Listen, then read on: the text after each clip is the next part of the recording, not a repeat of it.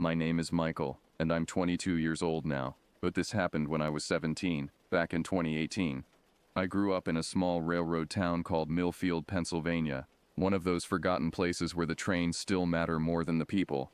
Our house sat right against the Norfolk Southern rail line, separated only by a rusted chain-link fence that had been promising to fall over for the past decade. Dad bought the place cheap after Mom died, said the constant rumble of freight trains would help us sleep. He was wrong about that, but after 5 years, you stop hearing them consciously. They just become part of your body's rhythm, like a second heartbeat you never asked for. The backyard was maybe 30 feet deep, mostly dead grass and packed dirt. The fence had gaps wide enough to walk through without turning sideways.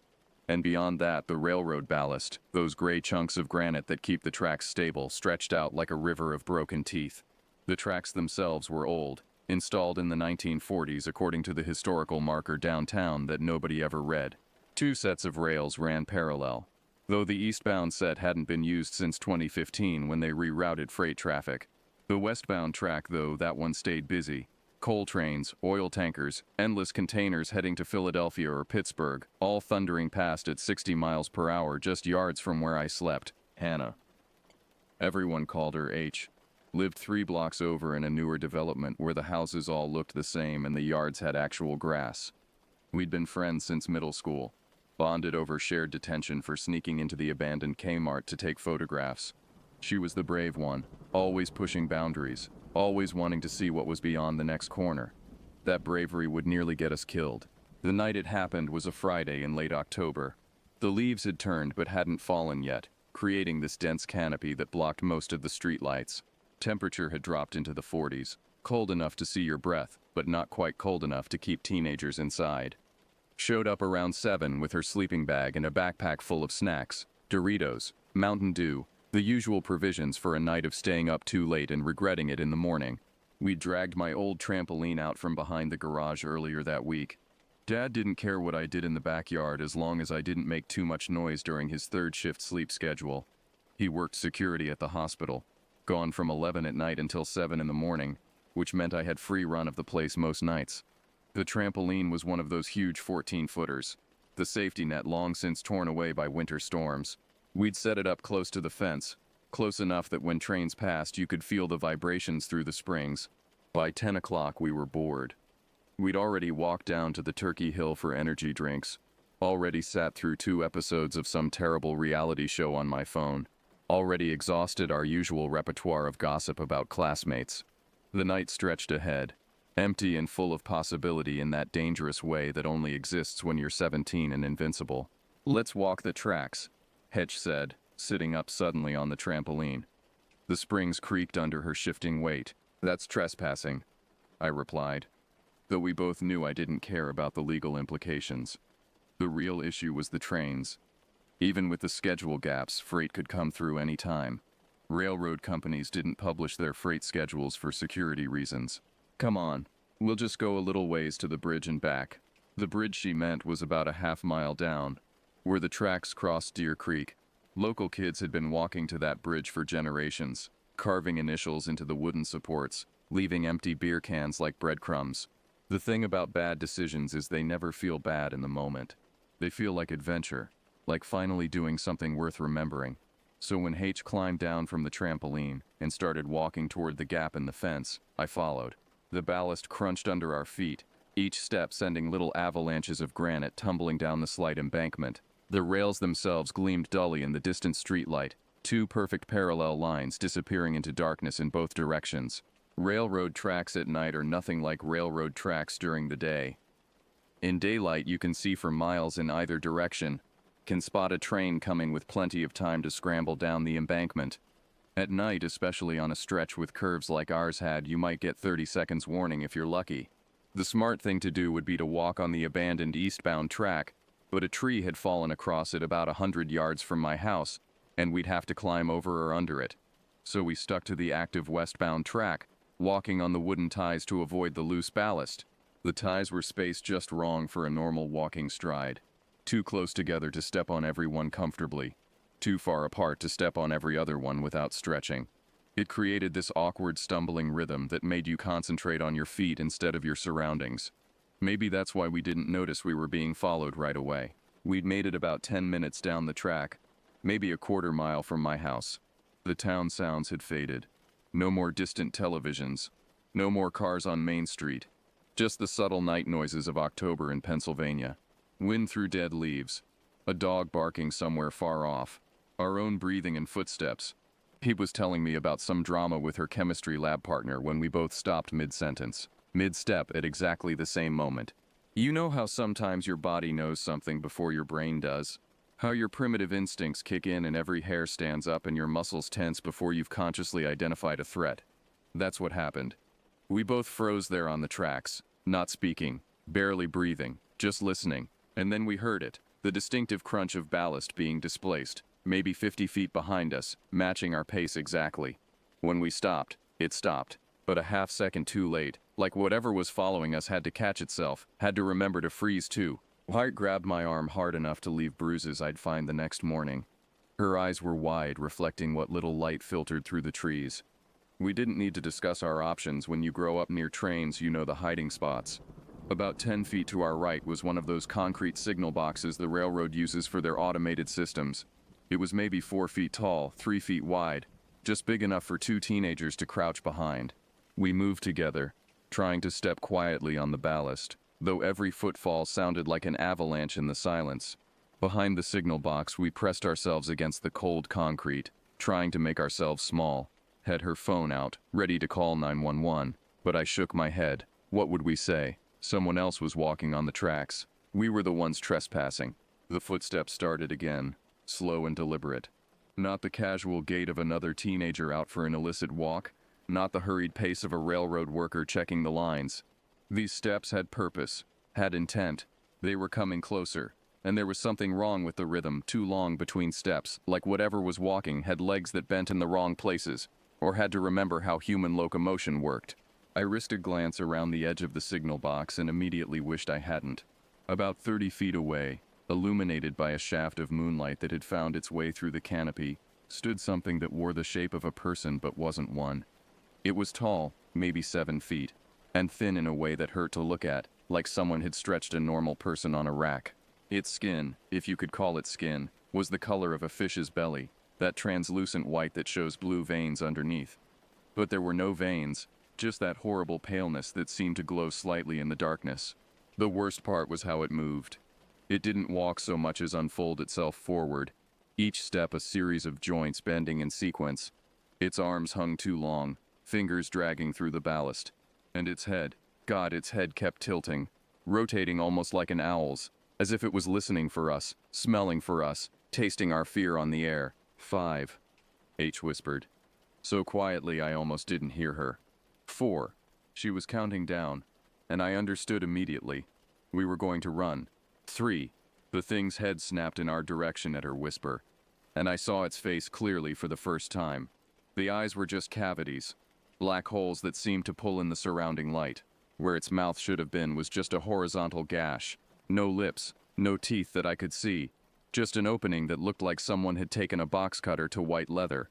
2. It started moving toward us, that horrible unfolding motion speeding up, covering ground faster than anything with that body should be able to move. 1. We ran. If you've never run for your life, really run, with every cell in your body screaming that death is right behind you. You can't understand how your perception changes. Time stretches and compresses simultaneously. Your vision tunnels down to just the path ahead. Your hearing becomes both hypersensitive and selectively deaf. I could hear my heart pounding, could hear H's ragged breathing beside me, could hear the horrible scatter crunch of that thing pursuing us. But I couldn't hear my own footfalls, or the wind or anything else. The tracks stretched ahead impossibly long. My house, which was only a quarter mile away, might as well have been in another state. The wooden ties became obstacles trying to trip us. The rails themselves seemed to curve and twist.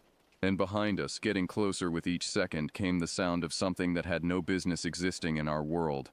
I made the mistake of looking back once. Just a quick glance over my shoulder to see how close it was. 20 feet, maybe less. It wasn't running like we were running. It was flowing forward, its body bending and straightening in ways that made my stomach revolt. Its 2 long arms were reaching forward, fingers splayed. And I swear those fingers had too many joints, bending backward and forward like they weren't bound by bone or tendon. The motion sensor light on my neighbor's garage was the most beautiful thing I'd ever seen. It blazed to life as we crashed through the gap in my fence, illuminating the backyard in harsh white LED light. We didn't stop running until we'd vaulted onto the trampoline. As if that extra 4 feet of height would somehow protect us, we should have gone inside. Any rational person would have gone inside, locked the doors, called the police, called our parents, called anyone. But we were 17 and stupid, and somehow convinced ourselves that we'd imagined it, that it was just some creep in a costume trying to scare kids, that going inside would mean admitting we were scared. So we stayed on the trampoline. For an hour, nothing happened. Our heart rates returned to normal. We even started nervous laughing about it, making jokes about track monsters and railroad creeps. The night sounds returned to normal. Distant trains, the neighbors' wind chimes, the usual suburban background noise. We'd almost convinced ourselves it was over when a cat appeared. It was a small tabby, probably belonged to someone on the next street over. It jumped up on the trampoline with us, purring and rubbing against my legs. I've always liked cats, so I picked it up, held it in my lap while H made faces about germs and fleas. She needed to use the bathroom. We'd each drunk 2 energy drinks, but didn't want to go alone. After some negotiating, she decided to brave the house solo while I stayed with the cat. The moment the back door closed behind her, the cat went rigid in my arms. Its purring stopped abruptly, and its claws dug through my jeans. It was staring at the corner where our fence met the neighbor's. Its pupils dilated despite the motion sensor light. I followed its gaze and felt my blood freeze in my veins. I know that's a cliché, but I don't know how else to describe the sensation of every drop of warmth leaving your body in an instant. The face was right there, pressed against the fence gap, maybe 15 feet away. This close, with the light from the neighbor's garage providing marginal illumination, I could see more details than I wanted. The skin wasn't just pale, it had a texture like waterlogged paper, wrinkled and somehow soft-looking.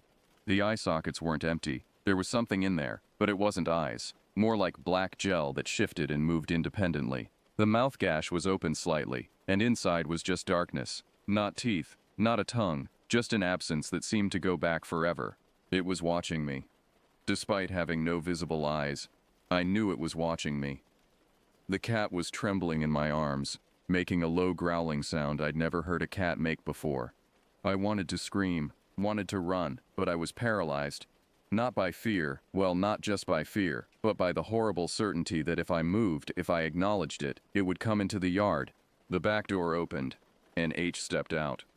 "Hey, did you see my—" The motion sensor light clicked on fully, flooding the entire yard with brightness. The face vanished. Not withdrew, not ducked away, vanished. 1 second it was there, the next it wasn't, like it had never existed at all. The cat immediately relaxed in my arms, starting to purr again as if nothing had happened. I told H what I'd seen. She didn't believe me at first. Thought I was trying to scare her as payback for the track incident, but something in my expression must have convinced her, because she grabbed the baseball bat we'd brought out earlier. For protection, we joked, and walked to the fence corner. Nothing. No footprints in the dirt. No disturbed leaves. No evidence anything had been there. We stayed on the trampoline anyway. Pride, stupidity, the invincibility of youth. Pick your reason. We huddled together under sleeping bags, taking turns keeping watch. Every sound made us jump. Every shadow could have been it returning. The trains that passed, 3 between midnight and dawn, provided momentary relief with their noise and vibration, but also cover for anything that might be approaching. Around 3 a.m., we heard something walking on the tracks again. Not the normal sounds of animals or late-night wanderers, but that distinctive uneven gait we'd heard before. It passed by beyond the fence, and I swear I could feel it looking at us, considering us, evaluating whether we were worth the effort. The sound faded as it moved down the tracks toward town, but neither of us relaxed.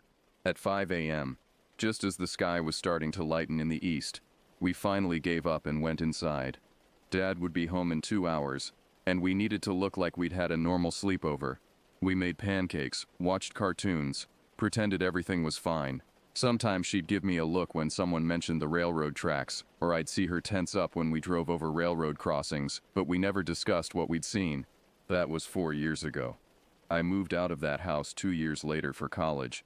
But Dad still lives there. He's never mentioned seeing anything unusual, but then again, he wouldn't. He's a practical man who believes in what he can touch and measure and explain, but I know it's still there. When I visit Dad, I sleep in my old room on the second floor. Sometimes, always after midnight, always when the world is at its quietest, I hear things. The motion sensor light on the neighbor's garage goes off when there's no wind, no animals, no visible cause. I hear something walking on the tracks with that wrong rhythm gait. And once, just once, I looked out my window and saw it standing there in the gap in our fence, that pale face tilted up toward my room. I've done research, spent hours in libraries and online trying to find similar accounts. There are stories, scattered through newspaper archives and local histories, going back to when the railroad was first built. Workers who disappeared, children who claimed to see a white man by the tracks, a whole construction crew in 1953 who refused to continue working on a section of track near Deer Creek, claiming something was watching them from the woods. The railroad company has records too, if you know where to look. Unusual incident reports, engineers claiming to see something on the tracks that wasn't there when they stopped, security cameras that malfunction in specific spots, track maintenance crews that refuse certain assignments without explanation. I think about warning people, about putting up signs or calling authorities. But what would I say? What could anyone do? The trains still need to run, the town still needs the railroad, and that thing, whatever it is, seems content to watch, to wait, to occasionally remind someone that the tracks belong to it more than they ever belong to us. I never walk railroad tracks anymore. Not anywhere. Not ever. When I have to cross them in a car or on foot at a designated crossing, I move quickly and don't look back. And sometimes, in the small hours of the night when I'm alone in my apartment 200 miles from Millfield, I still hear it. That wrong rhythm gait, getting closer, like it followed me home all those years ago and is just waiting for the right moment to finally catch up. The cat, by the way, I went back the next day to look for it, wanting to thank it somehow for warning me. I found it 3 houses down, dead on the tracks. No visible injuries, no blood, just dead. Its eyes were gone. Not gouged out, not damaged, just absent, leaving smooth fur where they should have been. I don't take the train anymore. I don't think I ever will.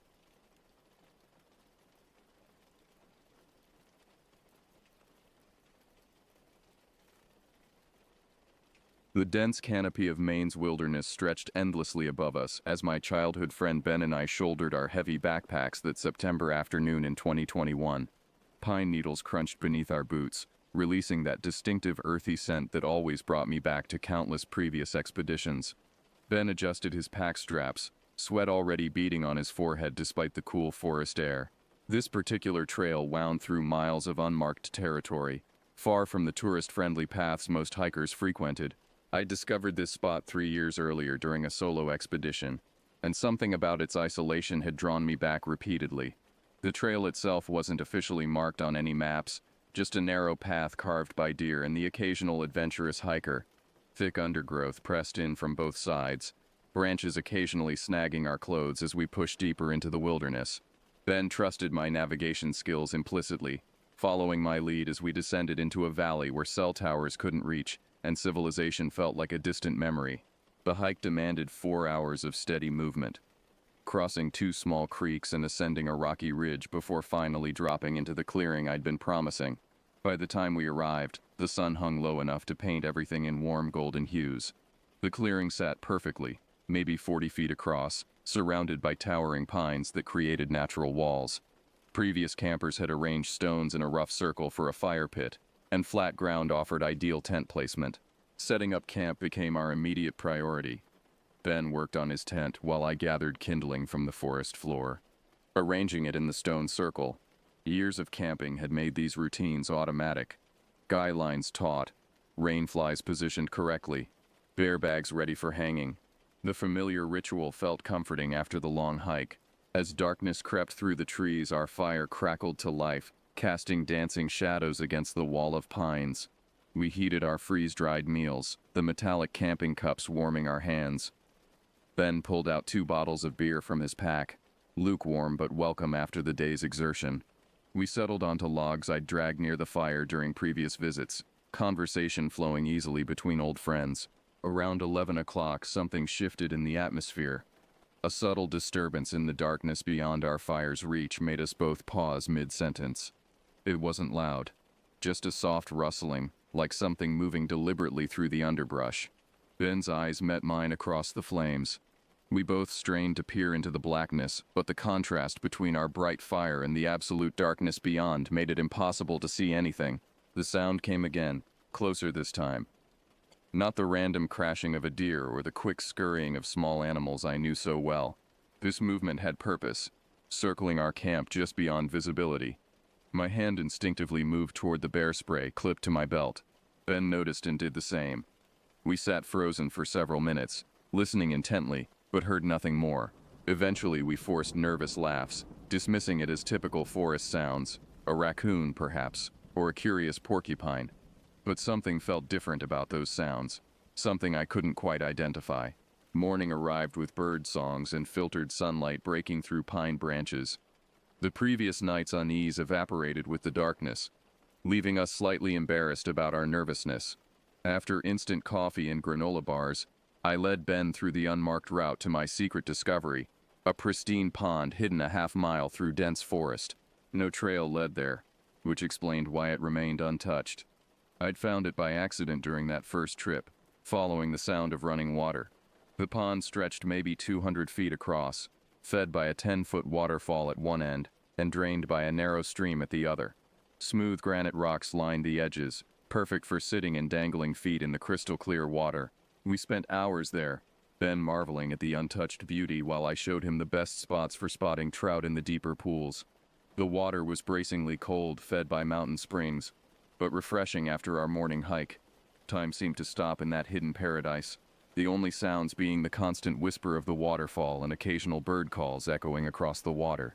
By early afternoon, hunger drove us back to camp. The return journey took only 15 minutes when you knew the way. Weaving between specific boulders, ducking under a fallen oak, following a dry stream bed for 50 yards. Ben tried to memorize the route, pointing out landmarks to himself. Back at camp, we prepared a late lunch, and I stretched out in my tent for a brief rest, exhaustion from the previous night's poor sleep catching up with me. I woke to lengthening shadows, checking my watch to find it already past 5:30. Ben sat outside his tent, whittling a stick with his pocket knife.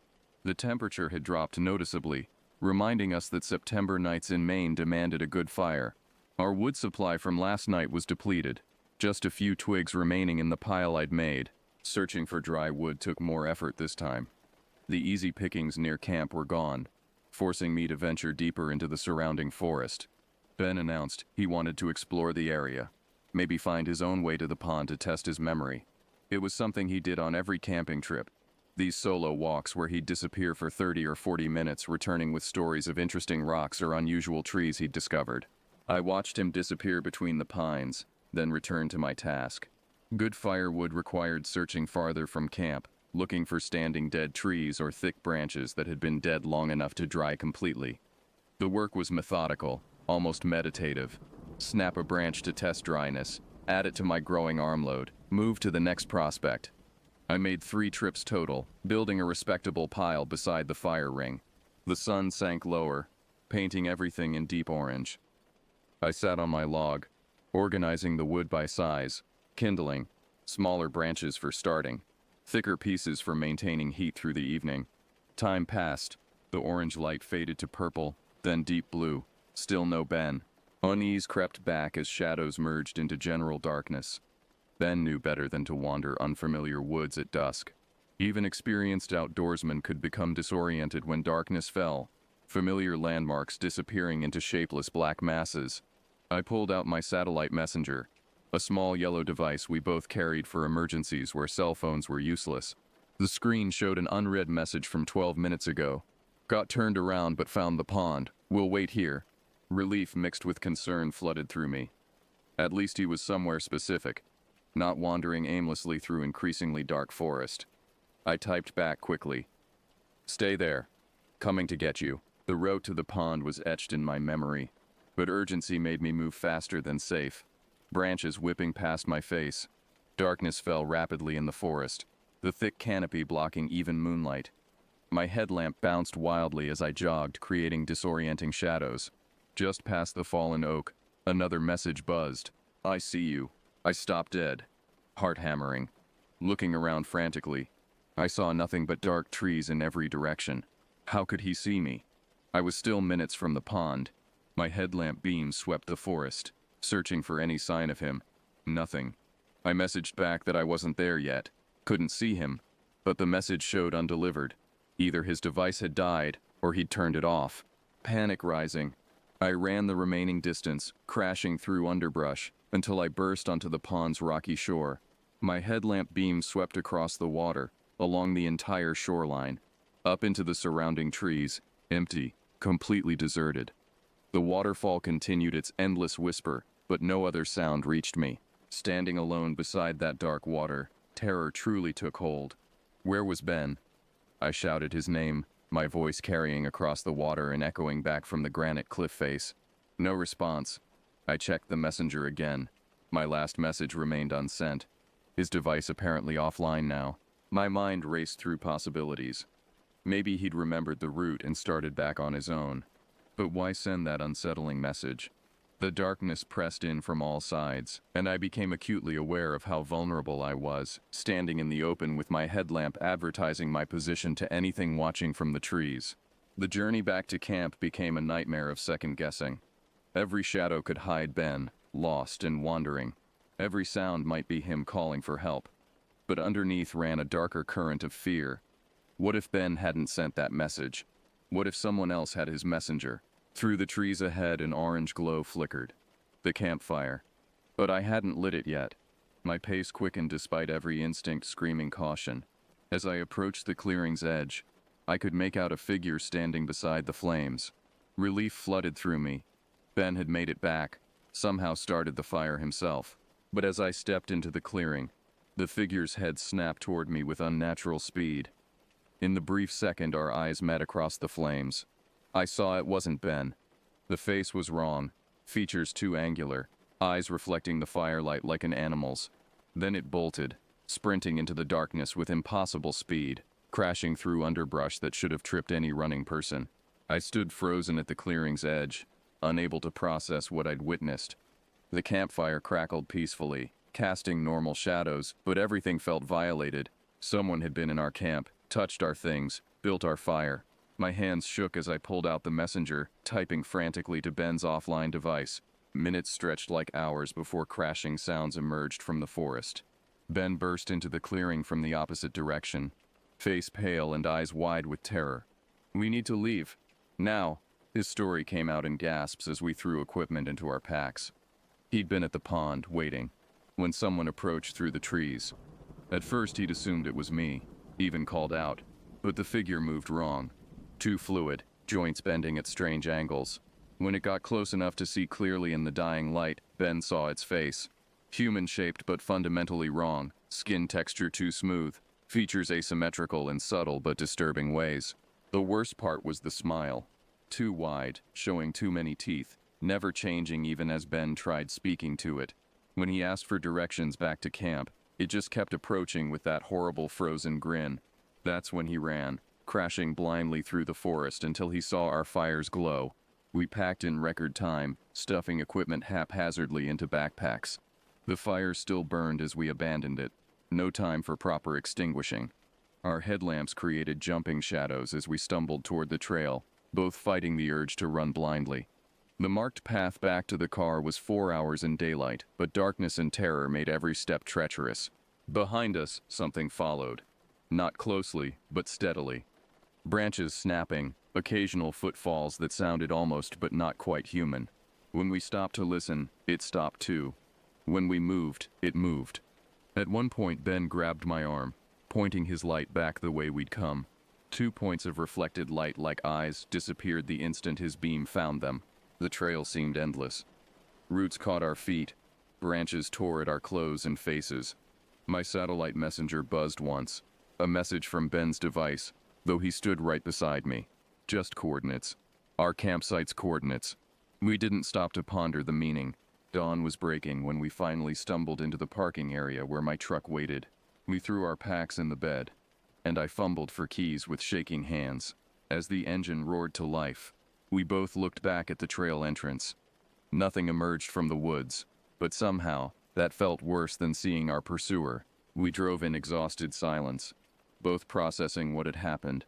That thing wearing a human face had been watching us from the darkness that first night. Waiting, planning. It had taken Ben's messenger somehow. Maybe while we were at the pond that morning. Used it to separate us. We never reported it to authorities. What would we say? We never went back to retrieve the equipment we'd left in our panicked packing. Sometimes Ben and I discuss that night, trying to make sense of what we encountered in those Maine woods, but we're careful never to share the specific location. Some places should remain lost, some secrets better left unshared. Because I know, with absolute certainty, that it's still out there in those woods, waiting by that hidden pond, watching from the darkness beyond the firelight, still wearing that terrible too-wide smile.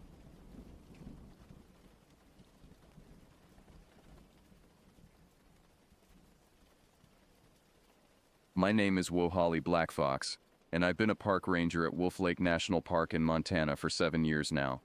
My Cherokee grandmother always told me that names carry power. Wohali means eagle, and she said I was meant to watch over the land from above, to see what others might miss. I never really understood what she meant until I started working these mountains. Most folks who know me just call me Will. It's easier that way. But when I'm alone in the forest, when the wind moves through the pines in a way that sounds like whispers, I remember that I am Wohali, descendant of the Wolf clan, and that my people have been listening to these woods speak for longer than anyone wants to remember.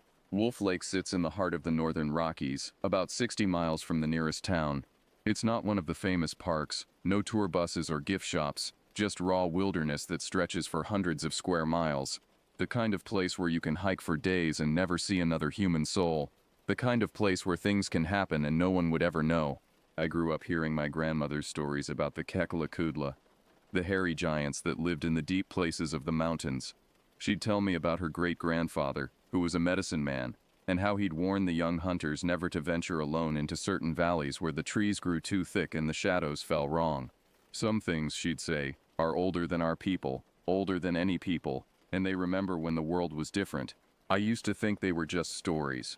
My first indication that something was off about Wolf Lake came during my second week on the job. I was conducting a routine patrol along the Whitetail Creek Trail when I found footprints in the soft mud near the water's edge. At first glance, they looked human. 5 toes, heel, arch. But they were massive, easily 17 inches long, and sunk deep into the earth as if whatever made them weighed far more than any person should. Tom Briggs, the senior ranger who was training me, took one look and shrugged. "Bear," he said. "Sometimes the mud makes them look weird." But I'd grown up hunting with my father and uncle. I knew bear tracks. "These weren't bear tracks, Tom," I said, crouching down to get a better look. "Look at the spacing, the gait. This thing was walking upright." Tom was quiet for a long moment, studying the prints. Then he stood up and adjusted his hat. "Son, you're going to see a lot of strange things working out here. Most of them have reasonable explanations. The ones that don't." He paused, looking up at the dense canopy above us. "Well, those are the ones you learn not to talk about." That should have been my first warning. Over the next few months, I started noticing patterns. Hikers would report hearing screams echoing through the valleys. Not human screams, they'd insist. Something else entirely. Campers would wake to find their food caches ransacked. Even ones hung 12 feet off the ground. And every few weeks someone would call in sightings of a large dark figure moving through the tree line. The missing persons cases were the worst part. In my first year alone, we had 6 people vanish without a trace. The search and rescue teams would comb the mountains for days, sometimes weeks, but we'd never find so much as a piece of clothing or a broken branch to indicate where they'd gone. It was as if the forest had simply swallowed them whole. The one that haunts me most was a 12-year-old girl named Emma Patterson. She was camping with her family at Sunset Meadow when she disappeared. Her parents said she'd gone to gather firewood just before dark and never came back. We searched for 10 days. Brought in dogs, helicopters, volunteer teams from 3 counties. Nothing. Then 3 weeks later she walked out of the woods on her own. Emma was found by a day hiker about 15 miles from where she'd vanished, sitting by herself on a fallen log, playing with a small bundle of twigs bound together with what looked like sinew. She was clean, well-fed, and showed no signs of exposure or trauma. When the authorities asked her where she'd been, she just smiled and said she'd been playing with the tall man in the shadows. Child Services and the FBI got involved after that. There were interviews, psychological evaluations, searches for any evidence of human involvement. But Emma's story never changed. She'd been living in a cave with a creature she described as very big and covered in dark fur, but with kind eyes. It had fed her berries and fish, had protected her from the cold, and had taught her to weave grass into patterns. The investigators eventually concluded that she'd suffered some kind of dissociative episode due to trauma, and had been caring for herself in the wilderness while creating an elaborate fantasy to cope. The case was closed. Emma and her family moved away shortly after, but I remember the look in that little girl's eyes when she talked about her tall friend. It wasn't the vacant stare of trauma or the bright enthusiasm of a child's imagination. It was the calm certainty of someone who had seen something real, something that had changed her understanding of the world. And I remember the bundle of twigs she'd been playing with. The pattern was intricate, geometric, unlike anything I'd ever seen. When I asked my grandmother about it later, she went very quiet and very still. "Where did you see this pattern, grandson?" I told her about Emma, about the arrangement of twigs and grass. My grandmother listened without interruption, her weathered hands folded in her lap, her dark eyes never leaving my face. "The old stories speak of such things," she said finally. "Gifts from the Kekla Kudla, signs of agreement, protection." She looked at me for a long moment. "The child was chosen, Wohali, marked as one who belongs to both worlds now. What does that mean?" "It means she will always be safe in the deep woods, and it means she will never be fully at home anywhere else." I thought about that conversation often over the next few years as I continued working at Wolf Lake. The incidents never stopped. The sightings, the sounds, the occasional missing person who'd turn up days later with gaps in their memory and strange stories about being cared for by something they couldn't quite describe. But I'd learned to file my reports carefully, to use words like exposure-induced hallucination and wildlife encounter to keep the official narrative clean and scientific. It wasn't until the Alaska assignment that everything changed. The transfer came down in early spring of my 7th year. The National Park Service was conducting a joint operation with the Alaska Department of Fish and Game to investigate a series of disappearances in the remote Chugach Mountains. They needed experienced rangers with search and rescue backgrounds, and apparently my record at Wolf Lake made me a good candidate. I should have said no. I should have claimed I was needed at Wolf Lake, should have made up an excuse, should have listened to the voice in the back of my head that whispered warnings every time I thought about heading north. But I was curious. I'd read about the Alaska disappearances in the Park Service bulletins. Dozens of hunters, hikers, and researchers who'd vanished in an area the locals called the Silent Valley. The few survivors who'd been found told stories that sounded disturbingly familiar. Stories about giants in the shadows. My grandmother was 93 years old when I called to tell her about the Alaska assignment. Her voice was weaker than it had been, but her mind was as sharp as ever. "Alaska," she repeated slowly. "The great northern land. Just for 6 weeks, grandmother. There's been some missing people up there, and they want experienced rangers to help with the search operations." She was quiet for so long I thought the line had gone dead. Then she spoke again, and her voice carried in weight I'd never heard before. "Wohali, listen to me carefully. The Kekla Kudla are not just creatures. They are guardians, protectors of the deep places. But in the far north, in the lands where winter never fully lifts, there are others. Older things, hungrier things." She paused, and I could hear her breathing, steady but labored. "If you must go, carry the old protections, sage and sweetgrass, tobacco for offerings. And remember, if you find yourself face to face with something that should not be, do not run, do not fight. Speak to it as one guardian to another. Tell it you are Wohali Black Fox, of the Wolf Clan, and that you come seeking the lost." "Grandmother, what exactly do you think I'm going to find up there?" "The same thing you've been finding at Wolf Lake, grandson, but hungrier, and far less kind." 2 days later, I was on a plane to Anchorage, carrying a small leather pouch of sacred herbs my grandmother had overnighted to me, and trying to convince myself that I was simply going to help locate some lost hikers. I had no idea that I was about to discover just how much my grandmother's stories had been preparing me for something I wasn't ready to face. The flight to Anchorage was turbulent, the small commuter plane bucking through late spring storms that painted the sky in shades of bruised purple and gray. I pressed my face to the window as we descended, watching the vast expanse of Alaska spread out below me. Endless mountains, frozen lakes and forests so dense they looked like dark green carpet stretching to the horizon. My contact in Alaska was Sergeant Janet Mills, a no-nonsense woman in her 50s who'd spent most of her career with Alaska State Troopers before transferring to Fish and Game. She met me at the airport with a firm handshake and tired eyes that had seen too much. "You must be Black Fox," she said, looking me up and down. "Heard you've got some experience with unusual disappearances." "Some," I replied carefully. "Good. Because what we're dealing with up here is definitely unusual." She led me toward the parking garage, our footsteps echoing in the concrete space. "How much did they tell you in the briefing?" "Just the basics. Multiple missing persons in the Chugach Mountains over the past 2 years. Pattern suggests something other than typical wilderness accidents." Janet snorted. "That's putting it mildly." She stopped next to a dented pickup truck and turned to face me. 23 people missing in the past 18 months, Black Fox. Hunters, hikers, researchers, even a couple of Fish and Game officers. All in roughly the same area, a valley about 200 miles northeast of here that the local tribes call Tanena Atkin, the Silent Valley. Any bodies recovered? 3. But that's where it gets interesting. She unlocked the truck and gestured for me to get in. The ones we found, they weren't killed by exposure or wildlife. They were killed by something with hands. Something strong enough to snap a grown man's spine like a twig. As we drove through Anchorage and out into the wilderness beyond, Janet filled me in on the details.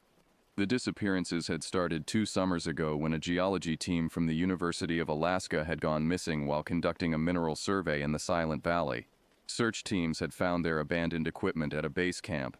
Tents still set up, food still on the table, as if the entire team had simply vanished mid-meal. "The locals won't go near the place," Janet continued as we turned onto a gravel road that stretched into the mountains. "The Athabascan tribes that live in the area have stories about the valley that go back centuries. They call it the home of the Tornarsuk, basically their version of Bigfoot, but meaner."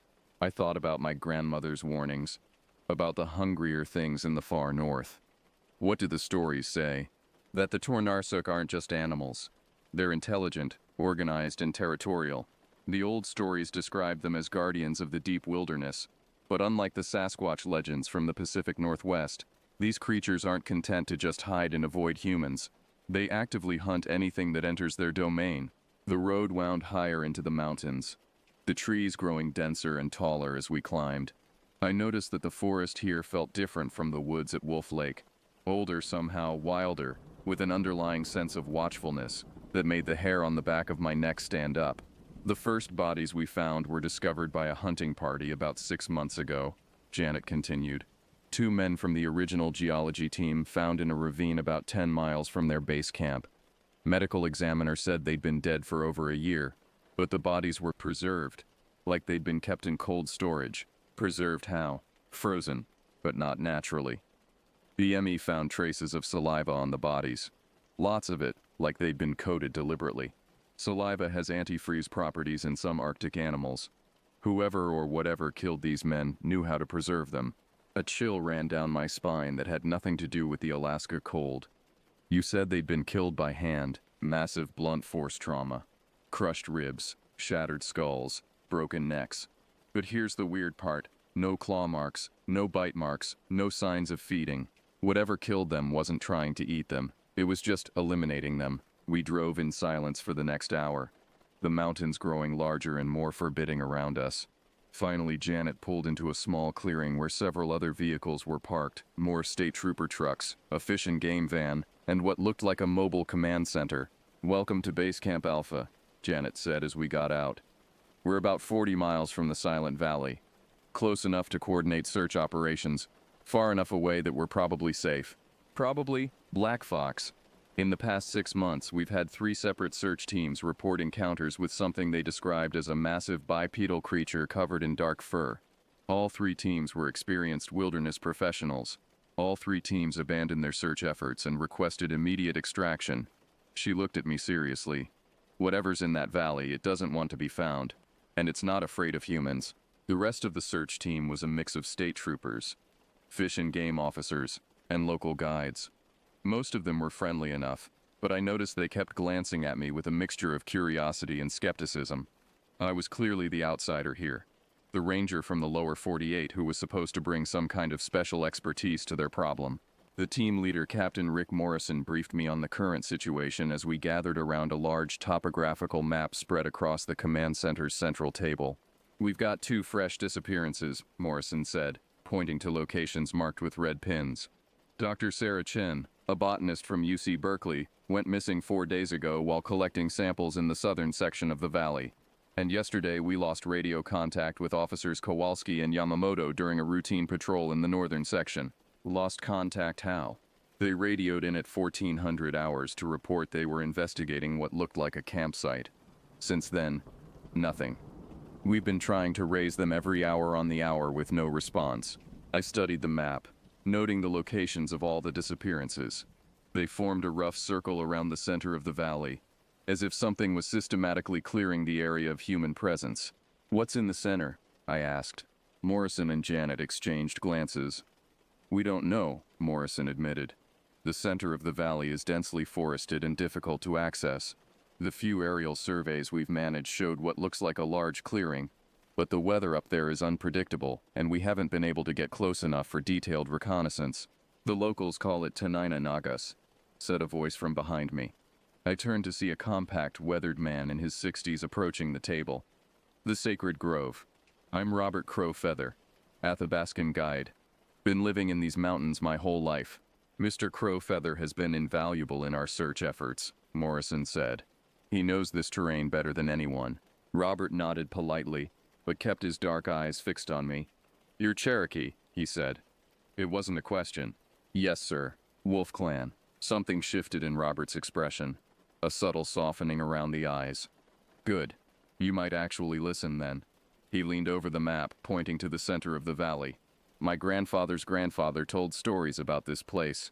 He said it was where the Tornarsuk made their home, where they gathered to decide the fate of all who entered their domain. No human was ever meant to walk in the Sacred Grove. But Dr. Chen was found in the southern section," I pointed out, "not the center." "Found?"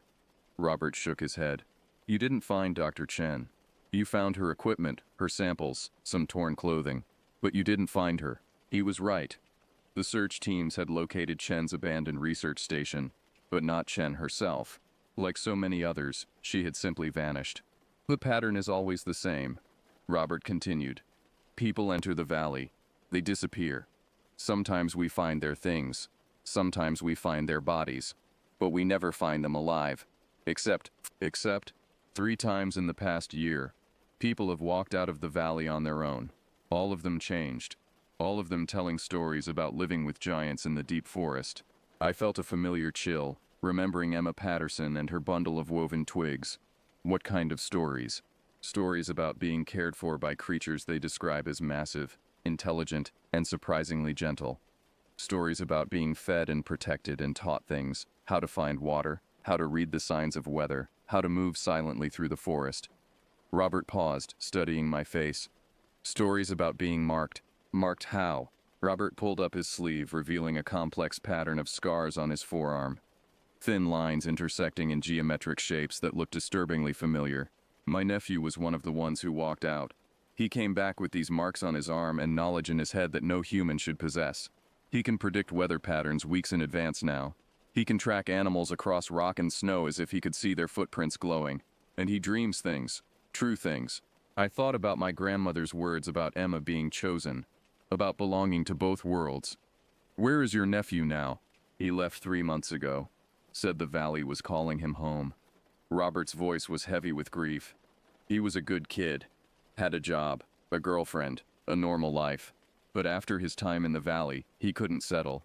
Couldn't stay away from the deep wilderness for more than a few days at a time." Captain Morrison cleared his throat impatiently. "All of this folklore is interesting. But we have 2 missing officers to find. Black Fox, you'll be partnering with Sergeant Mills and Officer Burke for tomorrow's search mission. You'll be investigating the northern section where we lost contact with Kowalski and Yamamoto." That night, as I lay in my sleeping bag in the command tent, I found myself thinking about the patterns within patterns, the missing people, the survivors with their strange knowledge, the careful way the disappearances formed a circle around the mysterious center of the valley. It reminded me of something my grandmother had once told me about how predators establish territory, how they mark boundaries and warn away threats. But what if the disappearances weren't random hunting? What if they were strategic, part of some larger plan? I was still thinking about that when I heard the first scream. It came from somewhere deep in the valley, echoing off the mountain walls like the cry of something in terrible pain. But as I listened, I realized it wasn't a scream of agony. It was a call, long and mournful and utterly inhuman. And from various points around the valley, other voices answered. I lay awake for the rest of the night, listening to the conversation in the darkness, and trying not to think about what might be discussing our presence in their ancient domain. Dawn in the Alaska wilderness comes slowly, creeping across the mountains like something reluctant to disturb the sleeping forest.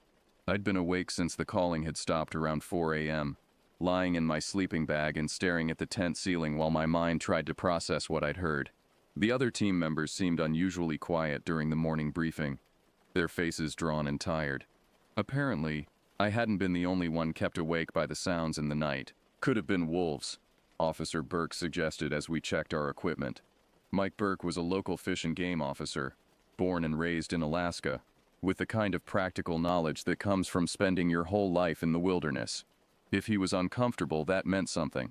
Wolves don't sound like that, Sergeant Mills replied flatly. She was strapping on her duty belt with quick, efficient movements, but I noticed her hands were slightly unsteady. I've heard wolves. That wasn't wolves. Our mission was straightforward. Hike into the northern section of the Silent Valley, locate the last known position of officers Kowalski and Yamamoto, and determine what had happened to them. We were equipped with GPS units, satellite phones, emergency beacons, and enough supplies for 3 days in the field. What we weren't equipped for was what we actually found. The hike into the valley took most of the morning. The terrain was rough, dense forest, steep slopes and streams swollen with snowmelt that soaked through our boots despite their waterproofing. But it was beautiful country, the kind of pristine wilderness that made you understand why people spent their whole lives trying to protect places like this. It was also completely silent. In 7 years of working in forests, I'd never experienced anything like the absolute quiet that surrounded us as we descended into the Silent Valley.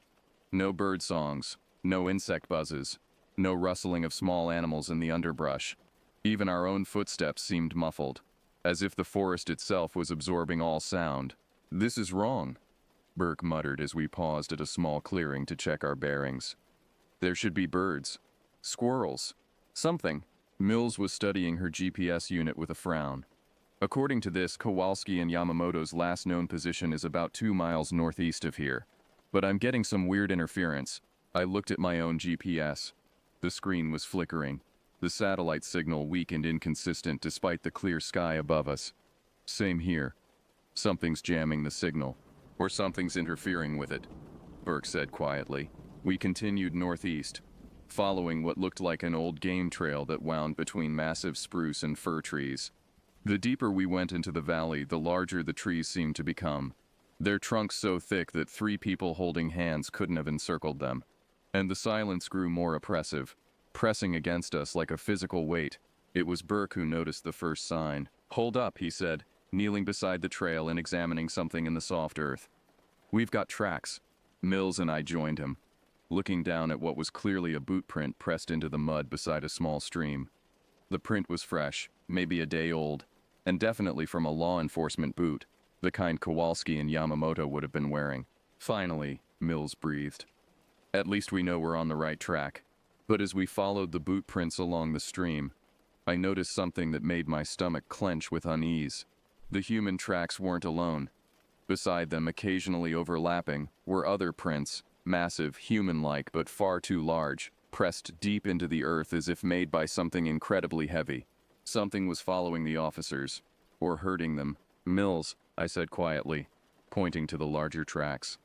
"Look at this." She crouched down beside me, studying the impressions. Like me, she'd spent years in the wilderness, knew how to read sign and track game. Her face went pale as she realized what she was seeing. 17 inches long, she whispered. "Maybe 18. Bipedal gait.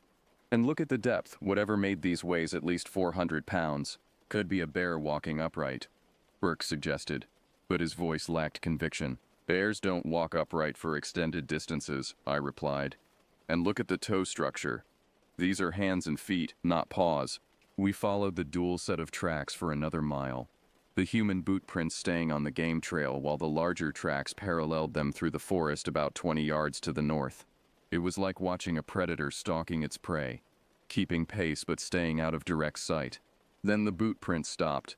Mills knelt beside the last clear footprint, her face grim. This is where they left the trail. But why? I looked around, trying to read the story told by the disturbed vegetation and broken branches. The signs were subtle but clear to someone who knew how to look. They didn't leave voluntarily. Something made them turn north. The larger tracks were more numerous here, coming from multiple directions.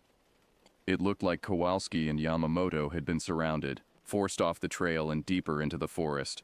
How many of them do you think there were? Burke asked. I counted the distinct track patterns, noting differences in size and gait. At least 4, maybe more. We followed the trail of broken branches and trampled undergrowth as it led us away from the game trail and into the deep forest. The trees grew even thicker here, their canopy so dense that the forest floor was cast in perpetual twilight, and the silence, if possible, became even more absolute. It was Mills who found the first piece of equipment. Radio, she called softly, picking up a handheld device from beneath a fallen log. The casing was cracked, the antenna snapped off. But it was definitely fish and game issue. This is Yamamoto's. We searched the area carefully, finding more signs of disturbance. Scuff marks in the earth, broken branches, a few drops of what looked like dried blood on a tree trunk, but no sign of the officers themselves. Then Burke called out from about 50 yards away, "You need to see this." He was standing at the edge of a small clearing, staring at something on the ground. As we approached, I could see what had captured his attention. A perfect circle of broken branches and disturbed earth, about 20 feet in diameter, with what looked like symbols or patterns scratched into the dirt at the center. What the hell is that? Mills breathed. I knelt at the edge of the circle, studying the markings. They were definitely intentional, carved into the earth with something sharp, geometric patterns that seemed familiar, though I couldn't immediately place them. But as I looked closer, I felt a chill of recognition. "It's a message," I said quietly. "A message from who?" Before I could answer, we heard the first sound we'd encountered all day in the Silent Valley. A low, rumbling call that seemed to come from everywhere and nowhere at once. It was the same sound I'd heard during the night, but now in the deep forest, it was impossibly loud, reverberating through the trees and seeming to come from the very ground beneath our feet. Mills had her weapon drawn before the echoes faded. Burke was scanning the tree line, his rifle ready, but I remained crouched by the circle, studying the patterns, because my grandmother's voice was suddenly very clear in my memory. Signs of agreement. Protection. The call came again, closer this time, and it was answered by other voices from different directions around the clearing. We were surrounded. "We need to get out of here," Burke said, his voice tight with fear. "Now." But as we started to back away from the clearing, something emerged from the forest behind us. I had seen bears before, had encountered elk and moose and every other large animal that lived in the mountains. But nothing had prepared me for the sheer size and presence of the creature that stepped out from between the massive trees. It stood at least 8 feet tall, covered in thick, dark brown fur that seemed to absorb the filtered sunlight. Its shoulders were impossibly broad, its arms long and powerful, ending in hands that looked disturbingly human except for their massive size. But it was the face that struck me most. Intelligent eyes that seemed to study us with a calculating intelligence, and an expression that somehow conveyed both threat and curiosity. Mills raised her weapon, but I quickly put a hand on her arm. "Don't," I said quietly. "It hasn't threatened us." "Haven't threatened us?" Burke's voice cracked slightly. "Look at the size of that thing." The creature, I couldn't think of it as anything other than one of the Kekala my grandmother had described, tilted its massive head, studying us. Then it did something that chilled me to the bone. It spoke, not in English, not in any human language, but in a series of low, modulated sounds that were clearly communication. And from the forest around us, other voices answered in what sounded like a conversation. "They're talking about us," I whispered. "How do you know?" Mills asked. "Because my grandmother had taught me to listen to the voices of the forest, had told me stories about the old communications, The ways that all living things spoke to each other if you just knew how to hear. I couldn't understand the words, but I could feel the intent behind them. Evaluation, discussion, decision. The creature in front of us made a gesture with one massive hand, pointing first at us, then at the carved circle, then deeper into the forest. The meaning was unmistakable. It wanted us to follow. Absolutely not, Burke said. We're getting out of here. But as he turned to head back the way we'd come, other shapes emerged from the trees. We were completely surrounded by at least 6 of the creatures, all massive, all watching us with that same intelligent evaluation. The first creature made the gesture again, more insistently this time. When we didn't move, it reached down and picked up a broken branch, using it to point at the patterns carved in the earth. Then it looked directly at me and made a sound that was clearly questioning. My grandmother's voice echoed in my memory. If you find yourself face to face with something that should not be, do not run, do not fight. Speak to it as one guardian to another. I stepped forward, ignoring Mill's hissed warning, and approached the edge of the carved circle. The creature watched me carefully but didn't move to stop me. I knelt down and studied the patterns again. And this time I recognized them, not from any book or training, but from deep genetic memory, from stories passed down through generations of Cherokee medicine men. They were clan markers, territorial boundaries, and protection symbols. I looked up at the massive creature and spoke as clearly as I could. I am Wohali Black Fox of the Wolf Clan. I come seeking the lost. The creature's eyes widened slightly, and it made a sound that was almost like surprise. Then it looked at the other creatures around the clearing, and made a series of complex vocalizations. The response was immediate. Several of the others moved closer, studying me with what looked like intense interest. The first creature knelt down across from me, bringing its face closer to my level. This close I could see the intelligence in its dark eyes, could smell the wild musk of its fur, could hear the deep rumble of its breathing. It extended one massive hand, palm up, in what was clearly a gesture of offering. Without really thinking about what I was doing, I reached into my jacket and pulled out the small leather pouch my grandmother had given me. The creature's eyes fixed on it immediately, and it made a sound that was almost like recognition. I opened the pouch and sprinkled a small amount of sage and sweetgrass into the creature's palm. Its nostrils flared as it caught the scent, and it made a deep, pleased sound. Then it brought its hand to its face, inhaling deeply, before making what sounded like a complex statement to the other creatures. The response was dramatic. All 6 creatures began making vocalizations at once, not threatening, but excited, agitated. The first creature stood and made an imperious gesture toward the forest. The meaning was clear. We were going with them, whether we wanted to or not. But I had a feeling that what they wanted to show us was connected to Officers Kowalski and Yamamoto, and maybe to all the other missing people who had vanished in the Silent Valley. Mills, I said quietly, I think we need to trust them. Trust them? Black Fox, those things could tear us apart. They could have already done that if they wanted to, but they didn't. They're trying to communicate with us. I looked at the patterns carved in the earth, at the way the creatures were watching us with patient intelligence. I think they want to help. What I didn't say was that I was beginning to suspect the creatures weren't the ones we needed to be afraid of. The carefully arranged scene, the territorial markers, the obvious intelligence behind their actions. This felt less like a hunting ground and more like a warning. Something else was active in the Silent Valley. Something that even the Kekla were afraid of. And I had a feeling we were about to find out what it was. Following the creatures through the dense forest was like being led by ghosts. Despite their massive size, they moved through the wilderness with impossible silence, stepping carefully around brittle branches, ducking under low-hanging limbs with fluid grace that belied their bulk.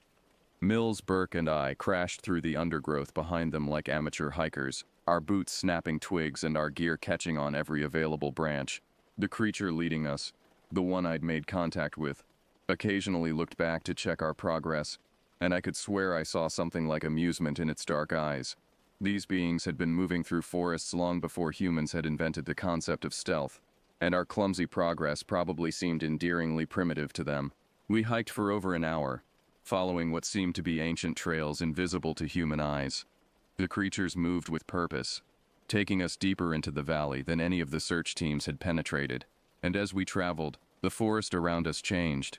The trees grew larger, their trunks reaching impossible widths, their canopy stretching so high above us that we couldn't see the tops.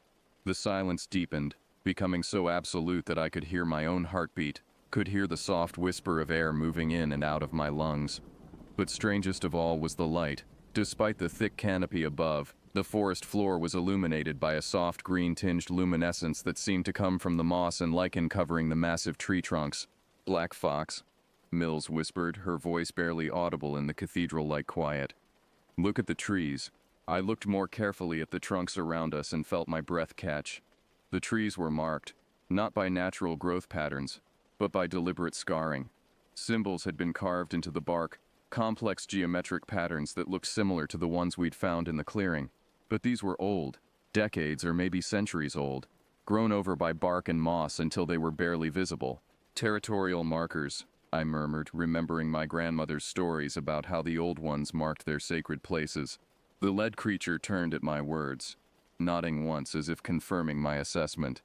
Then it raised one massive hand and pointed ahead through the trees. We emerged into the most extraordinary sight I'd ever encountered.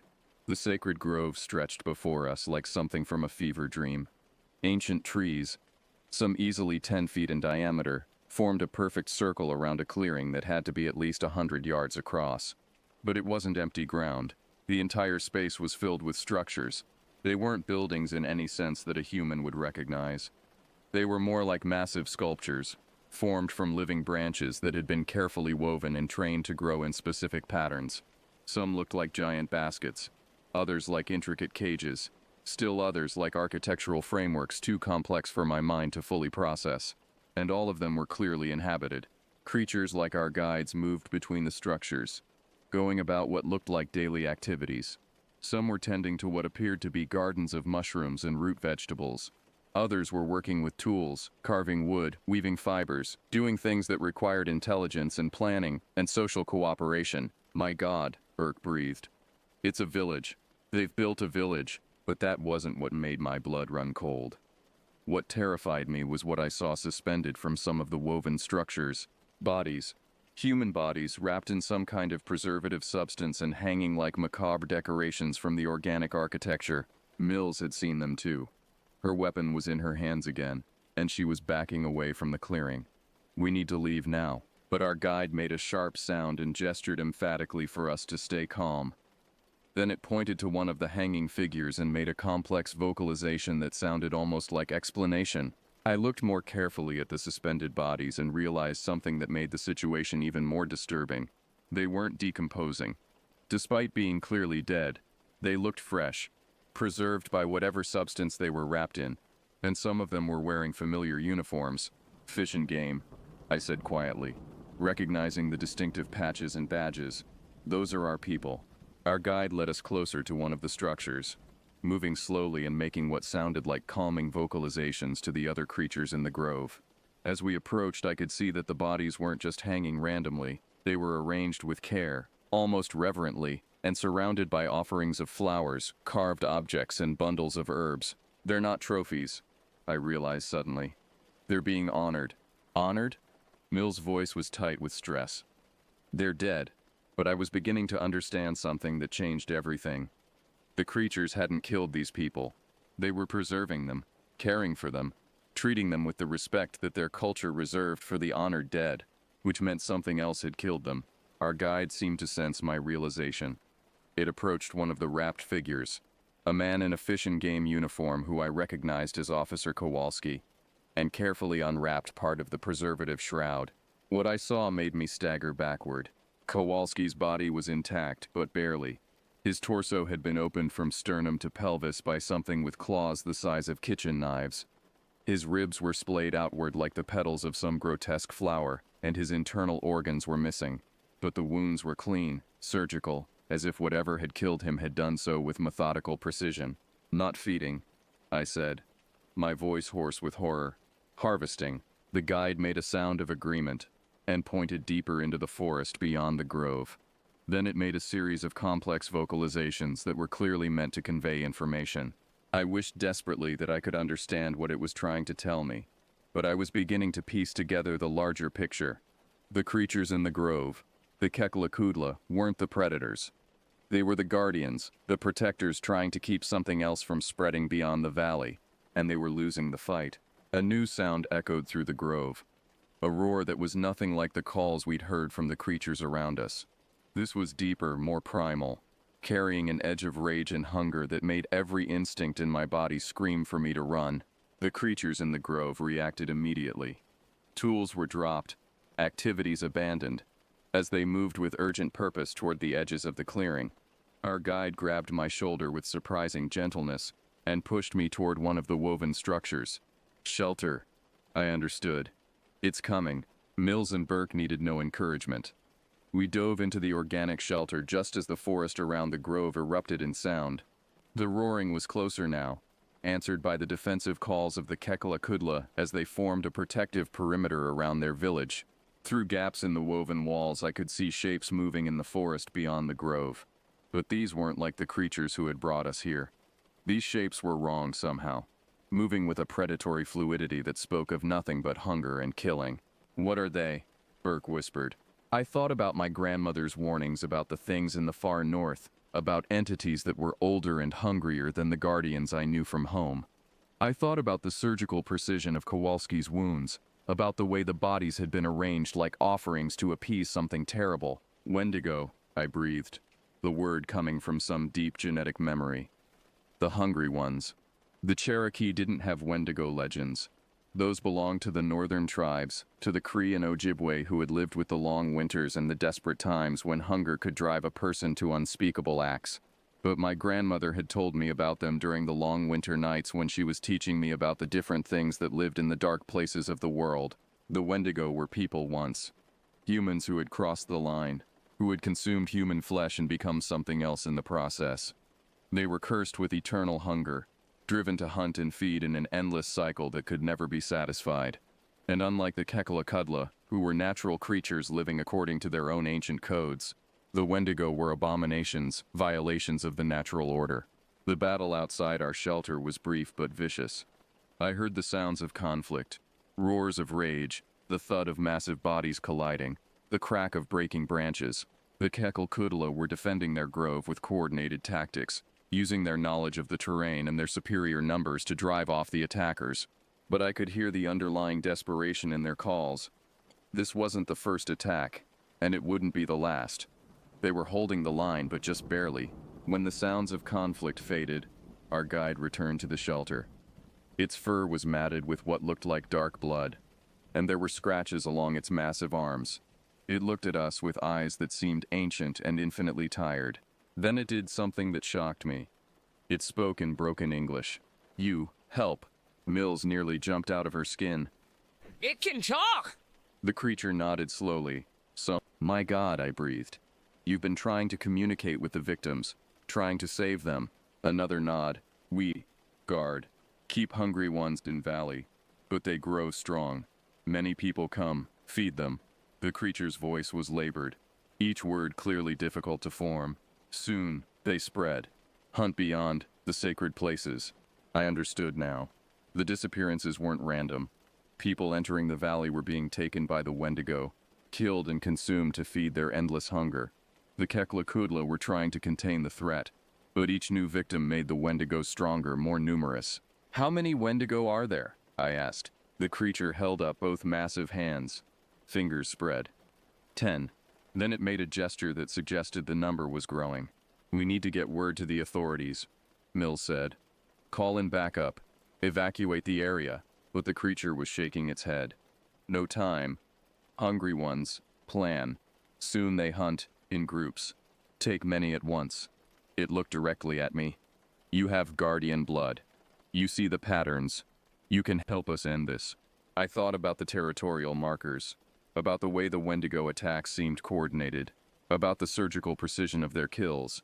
They're not just feeding randomly, they're being strategic. Yes, they learn. Plan. One of them was leader before. Military man. He teaches others. Tactics. A chill ran through me as I realized what the creature was telling me. One of the Wendigo had retained enough human intelligence to organize the others, to turn a group of mindless predators into something far more dangerous. Where are they based? Where do they gather? The creature pointed toward the deepest part of the forest, beyond the grove, where the canopy was so thick that no light penetrated to the ground. The old place, where the trees are sick, where nothing good grows. I looked at Mills and Burke, seeing my own thoughts reflected in their faces. We were three people with standard law enforcement weapons, facing an unknown number of creatures that could tear a grown man apart with their bare hands. It should have been suicide to even consider it. But I thought about all the missing people, about Dr. Chen and the geology team, and the dozens of others who had vanished in the Silent Valley. I thought about Emma Patterson and her bundle of woven twigs, about the way she'd never quite fit back into the human world after her encounter with something beyond normal experience. And I thought about my grandmother's words. Tell it you are Wohali Black Fox of the Wolf Clan, and that you come seeking the lost. I'll help, I said quietly, but I'm going to need more than just weapons. The creature smiled. Actually smiled. An expression that looked disturbing on its massive face but was unmistakably pleased. Yes, we teach you the old ways. The ways to fight, the hungry ones. What followed was the most intense education of my life.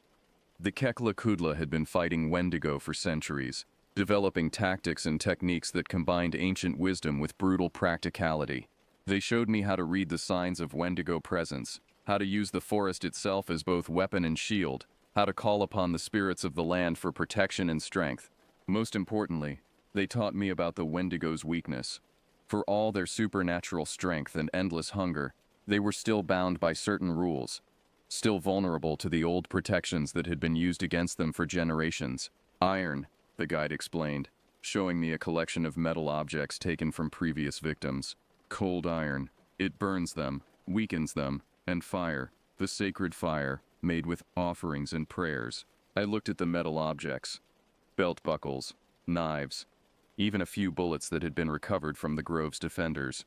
Not much, but perhaps enough. There's something else, I said, remembering stories my grandmother had told me about the most dangerous of the forest spirits. Wendigo are afraid of one thing above all others. They're afraid of being forgotten, of losing their human memories entirely. That's why they sometimes spare victims, why they keep them alive long enough to learn from them. The creature nodded slowly. Yes, the military one. He speaks of his old life. Names, places. He fights the hunger with memories. I was beginning to form a plan, but it was dangerous, relying on psychological warfare as much as physical confrontation. If I was wrong about the Wendigo's nature, if the human remnants in their twisted minds were completely gone, will you help me reach them? I asked. The creature looked at me for a long moment, then at Mills and Burke. Your pack mates, they stay here, safe. You and I, we hunt the hungry ones. Mills started to protest, but I cut her off. This is something I have to do. Radio for extraction. Get word to the authorities, but don't come after me. If I don't make it back. I paused, thinking about how to explain something that sounded insane, even to me. Tell them the truth, all of it. People need to know what's really out here. As darkness fell over the sacred grove, I prepared to face something that should have existed only in nightmares. But I wasn't just fighting for the missing people of the Silent Valley. I was fighting for the ancient balance between the human world and the wild places, for the guardians who had protected that balance for generations beyond memory. I was fighting as Wohali Black Fox of the Wolf Clan, guided by the wisdom of my ancestors and the terrible knowledge that some hungers can never be satisfied, only contained. The Wendigo were waiting in the darkness ahead, and it was time to hunt the hunters. The journey to the Wendigo's lair took us through the deepest part of the forest, where the ancient trees grew so thick that their intertwined branches blocked out all traces of moonlight. My guide, who had told me his name was something that sounded like Okapolf, meaning wolf in his people's tongue, moved with grim purpose through the darkness, following paths that were invisible to my human eyes. The change in the forest was gradual but unmistakable. The healthy green luminescence that had lit the sacred grove faded away, replaced by a sickly phosphorescence that clung to rotting logs and diseased bark. The air grew thick and fetid, carrying the smell of decay and something else, something sweet and cloying that made my stomach turn. Death scent, Okwaho explained quietly, his broken English more fluent now, as if the proximity to danger had sharpened his focus. Wendigo, they change the land. Make it sick, hungry like them. I could see what he meant. The trees here were twisted, their bark black and weeping with some kind of corruption. Fungus grew in unnatural patterns, forming shapes that hurt to look at directly. And everywhere, there was the sense of wrongness, of a natural order perverted into something obscene. We paused at the edge of what had once been a small meadow. Now it was a wasteland of churned earth and scattered bones, lit by patches of that sickly phosphorescence. At the center of the clearing stood what looked like a massive structure made entirely of bones, human bones, animal bones, all fitted together into a grotesque architectural framework that reached toward the canopy like grasping fingers. "Bone house," Okwaho said, his voice heavy with disgust. "Where they gather, where they feed." Even from a distance I could see movement within the structure.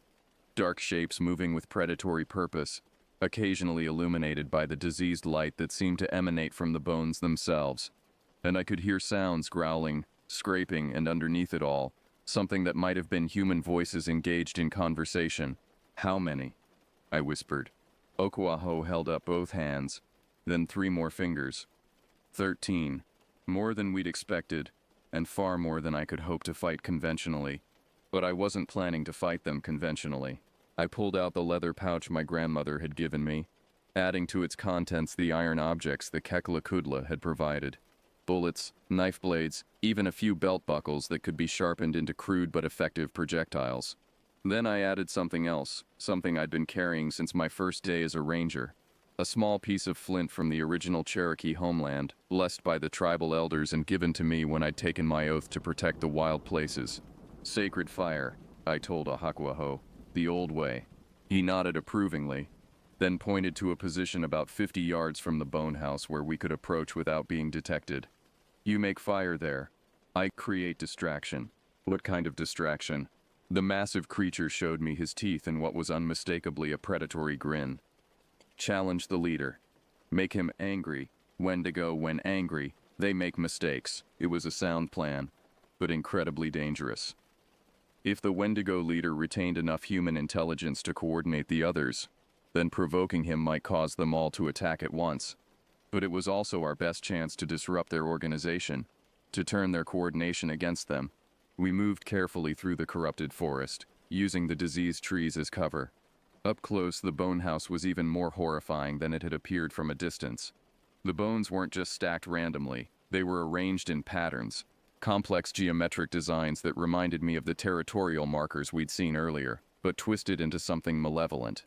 And I could smell the residents now, the thick musk of their presence mixed with the copper tang of fresh blood and the sweet stench of decay. They were active, moving through their grotesque shelter with purpose. Feeding time, perhaps, or planning their next raid. I found a position in the shadow of a massive rotting stump and began preparing the sacred fire. The ritual was one my grandmother had taught me years ago, a way of calling on the ancient protections to cleanse a place that had been corrupted by dark influences. I arranged the iron objects in a circle, placed the blessed flint at the center, and began the careful process of building a fire that would burn with more than just heat. As I worked, I could hear Okwaho moving through the forest on the opposite side of the clearing. Despite his massive size, he was almost silent. But I could track his progress by the subtle changes in the forest's diseased atmosphere. The corrupted plants seemed to recoil from his presence, the sickly phosphorescence dimming as he passed. Then he reached his position and issued his challenge. The sound that emerged from Okafurua's throat was like nothing I'd ever heard. Part roar, part howl, part words in a language that predated human speech. It echoed through the clearing with such force that the bone house seemed to vibrate, and the immediate response was electric. Every sound from within the structure stopped. Then, after a moment of absolute silence, something roared back. The voice that answered Okwaho's challenge was human once, but twisted into something that barely resembled speech. I could make out words, but they were spoken with a combination of rage and hunger that made them almost incomprehensible. "Guardian dog," the voice snarled. "Come to feed us again? How thoughtful." Other voices joined in, a chorus of malevolent laughter that sent chills down my spine. But underneath the mocking tone, I could hear something else. Fear. They were afraid of Okwaho, afraid of what he represented. The leader emerged from the bone house first, and I had to bite back a gasp of horror at what I saw. He had been human once. That much was still visible in his basic structure, in the way he moved, in the intelligence that burned in his eyes. but everything else had been transformed by whatever terrible hunger had consumed him. His skin was gray and mottled, stretched tight over bones that had elongated into something resembling human proportions but far too large. His fingers had become claws, his teeth had grown into fangs, and his eyes reflected light like those of a nocturnal predator. But most disturbing of all was the uniform he still wore. The tattered remains of what had once been U.S. Army fatigues, complete with rank insignia and name tape. The name tape read Morrison, and I realized with sick certainty that this thing had once been a person, a soldier, someone who had sworn an oath to protect others. "Captain Morrison?" I called out, my voice carrying clearly across the clearing. The Wendigo leader spun toward my voice, his glowing eyes fixing on my position with laser intensity. When he spoke, I could hear the remnants of military bearing in his distorted speech. "Who dares speak that name?" he snarled. "Morrison is dead. Has been dead for... He paused, confusion flickering across his monstrous features. "How long has it been?" 2 years, I said, standing up so he could see me clearly. "You disappeared 2 years ago during a hunting trip in the Chugach Mountains. Your wife reported you missing. Sarah Morrison. She still lives in Anchorage, still wears her wedding ring, still hopes you'll come home." The effect of my words was immediate and dramatic.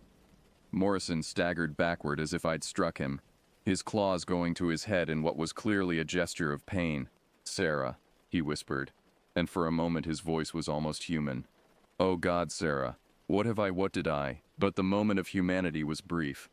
The hunger reasserted itself, and his features twisted back into predatory fury. "Lies," he roared. "Mind games.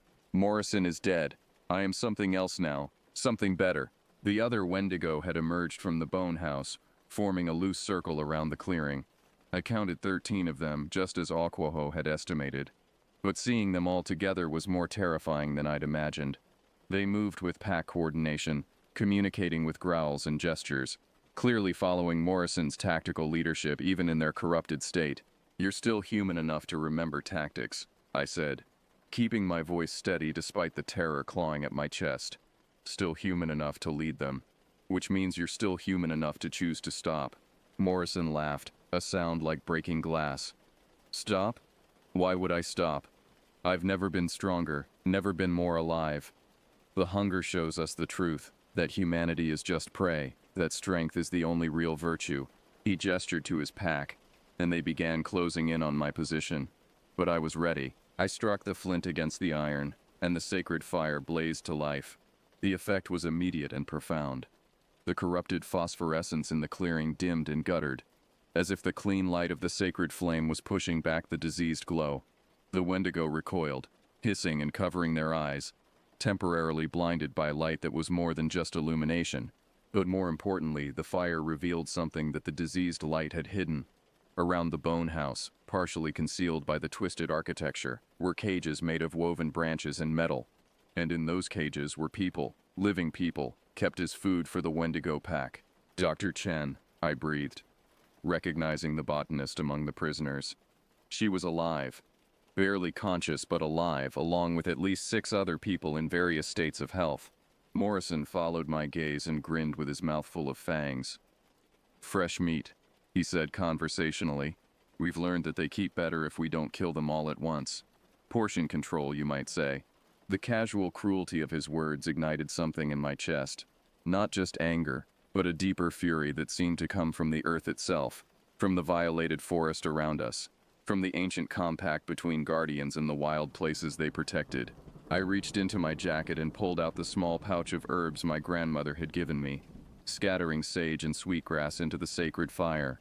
The flames blazed higher, and the smoke that rose from them carried a scent that was clean and wild and utterly at odds with the corruption surrounding us.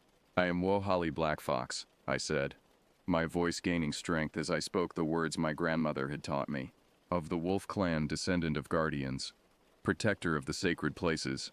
And I name you, Morrison, as a violator of the natural order, a corruption that must be cleansed." The formal challenge had an effect that I hadn't expected. Morrison stopped advancing, his predatory grin fading into uncertainty. Around the clearing, the other Wendigo were shifting nervously, as if the ancient words carried power that their corrupted minds still recognized on some deep level. You cannot challenge me, Morrison said, but his voice lacked its earlier confidence. I am beyond such things now. You are Captain James Morrison, U.S. Army. Serial number 123, 456789. Husband to Sarah, father to 2 daughters whose names you're trying so hard to forget. I took a step forward, keeping the sacred fire between us. You are a man who got lost in a blizzard and did something unforgivable to survive. And you are still human enough to know right from wrong. Morrison's face contorted with rage and anguish. I had no choice. The cold, the hunger. They were going to die anyway. I couldn't let their deaths be meaningless. And how many have died since then? How many people have you killed to feed a hunger that can never be satisfied? For a moment, Morrison's monstrous features seemed to flicker, revealing glimpses of the human face beneath. When he spoke, his voice was broken, desperate. I can't stop. The hunger, it never goes away. It gets stronger every day, demands more and more. I've tried to fight it, but it's too strong. It's made me into something that can never go back. Behind him, the other Wendigo were becoming agitated, sensing their leader's weakness. Several of them were making growling sounds that seemed to be urging him to attack, to give in completely to the predatory instincts that drove them. But I could see the humans struggling beneath the monster, and I remembered something my grandmother had told me about the most dangerous spirits, that they were often creatures trapped between worlds, neither fully human nor fully other, cursed to exist in a state that violated the natural order. There is a way back, I said quietly. Not to what you were, but to peace, to an end to the hunger. Morrison's glowing eyes fixed on me with desperate intensity. How? I gestured to the sacred fire, to the clean light that was still pushing back the corruption around us. The old ways, the Cherokee call it Atsila Saganachi, the fire that purifies. It can burn away the corruption, free you from the hunger. But you have to choose it willingly. You have to want to be free more than you want to hunt. Morrison stared at the flames for a long moment, and I could see the war raging in his mind, the remnants of his humanity battling against the monstrous thing he'd become. Around the clearing, the other Wendigo were becoming more agitated, sensing that their pack leader was wavering. Then one of them, a creature that might have been female once, made a sound that was clearly a challenge to Morrison's authority. She was larger than some of the others, her transformation more complete, and when she spoke it was with the pure voice of predatory hunger. Weak, she hissed. Human thoughts make you weak. Kill the firemaker. Feed on the meat in cages. Feed and grow strong. She started toward me, moving with liquid predatory grace, but Morrison intercepted her with a roar that shook the clearing. I am still Alpha, he snarled, grabbing her by the throat with one massive clawed hand. I decide when we hunt, when we feed. The female Wendigo struggled against his grip, but Morrison was still the largest and strongest of the pack. With casual strength that was terrifying to witness, he lifted her off the ground and held her at arm's length. You want to challenge me? He growled. Then face the consequences. What happened next was brutal and decisive. Morrison's claws extended further, piercing the female Wendigo's throat, and black blood poured onto the corrupted ground. She thrashed for a moment, then went still, and Morrison dropped her body with contemptuous ease. The message to the other Wendigo was clear. He was still in control, still the apex predator of their pack. But the demonstration had cost him something. I could see the human part of him recoiling from the casual violence, the part that remembered being a soldier, a protector rather than a killer. Is this what you want to be forever? I asked quietly. Is this the legacy you want to leave for Sarah and your daughters? Morrison's shoulders sagged, and when he looked at me, his glowing eyes were filled with an anguish that was purely human. They're better off thinking I'm dead, he said. Better off never knowing what I became, maybe. But you can still choose how your story ends. You can choose to stop the cycle, to make sure no one else suffers what you've suffered. I gestured toward Okwofo, who had been waiting at the edge of the clearing throughout our confrontation. The Guardians have been fighting your kind for generations. They know the price of the hunger, know how it spreads. Help them end this, and your death will have meaning. Morrison looked around the clearing at his pack, at the bone house built from the remains of their victims, at the cages holding the people who would be next to die. Then he looked at the sacred fire, at the clean light that represented everything he had lost. If I do this, he said slowly, If I choose the fire, what happens to them? He gestured to the surviving Wendigo. Without a leader, without tactics, the Guardians can handle them. They'll be hunted down, killed, the corruption cleansed from this place. I paused, meeting his tortured gaze. It won't be easy, and it won't be quick, but it will end. Morrison nodded slowly, then began walking toward the sacred fire. The remaining Wendigo watched in confusion as their leader approached the flames, unsure whether to follow or flee. "Sarah," Morrison whispered as he reached the edge of the fire. "I'm sorry. I'm so sorry." He stepped into the flames.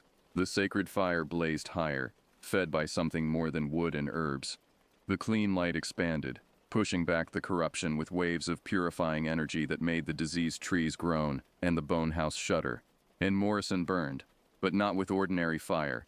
He burned with light that seemed to come from within, consuming the Wendigo corruption and revealing the human soul beneath. His scream echoed across the clearing, but it wasn't a scream of agony.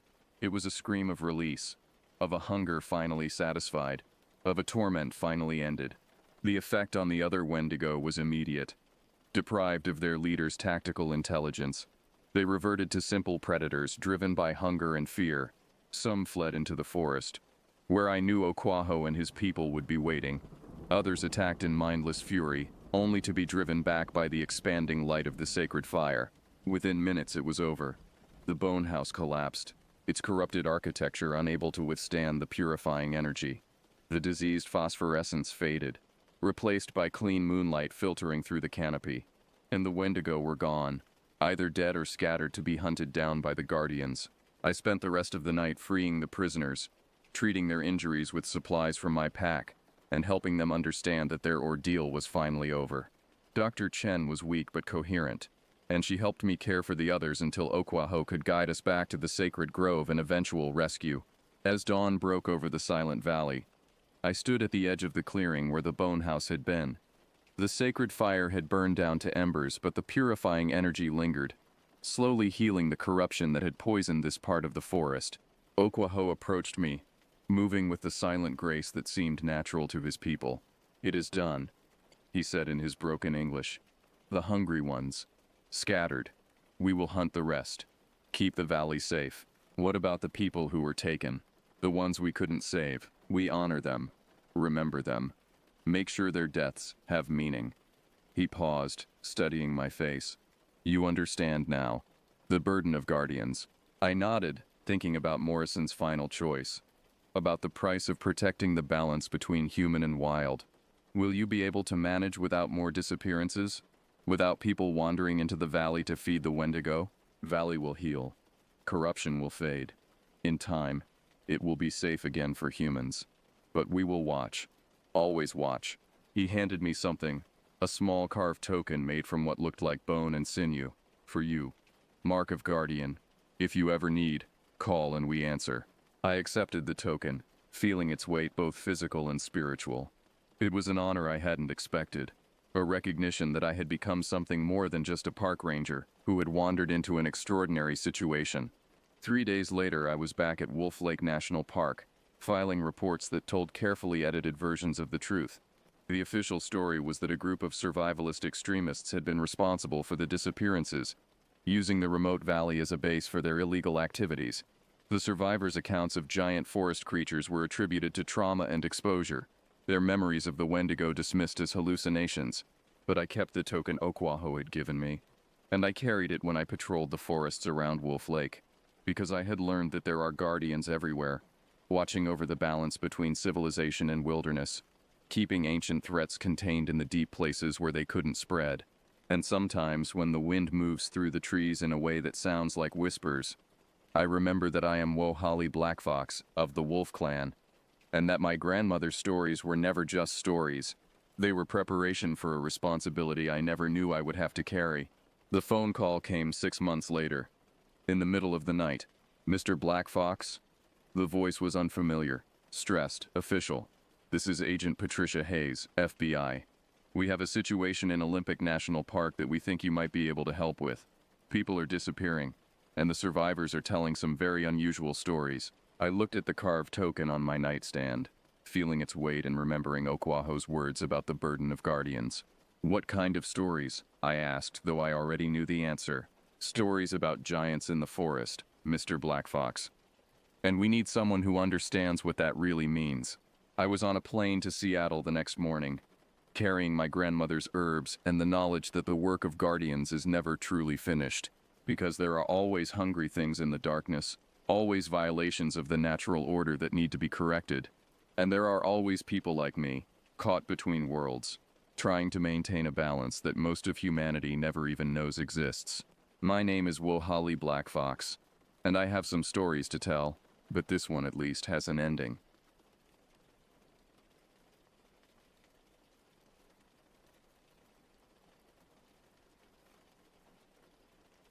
I never believed in things that go bump in the night.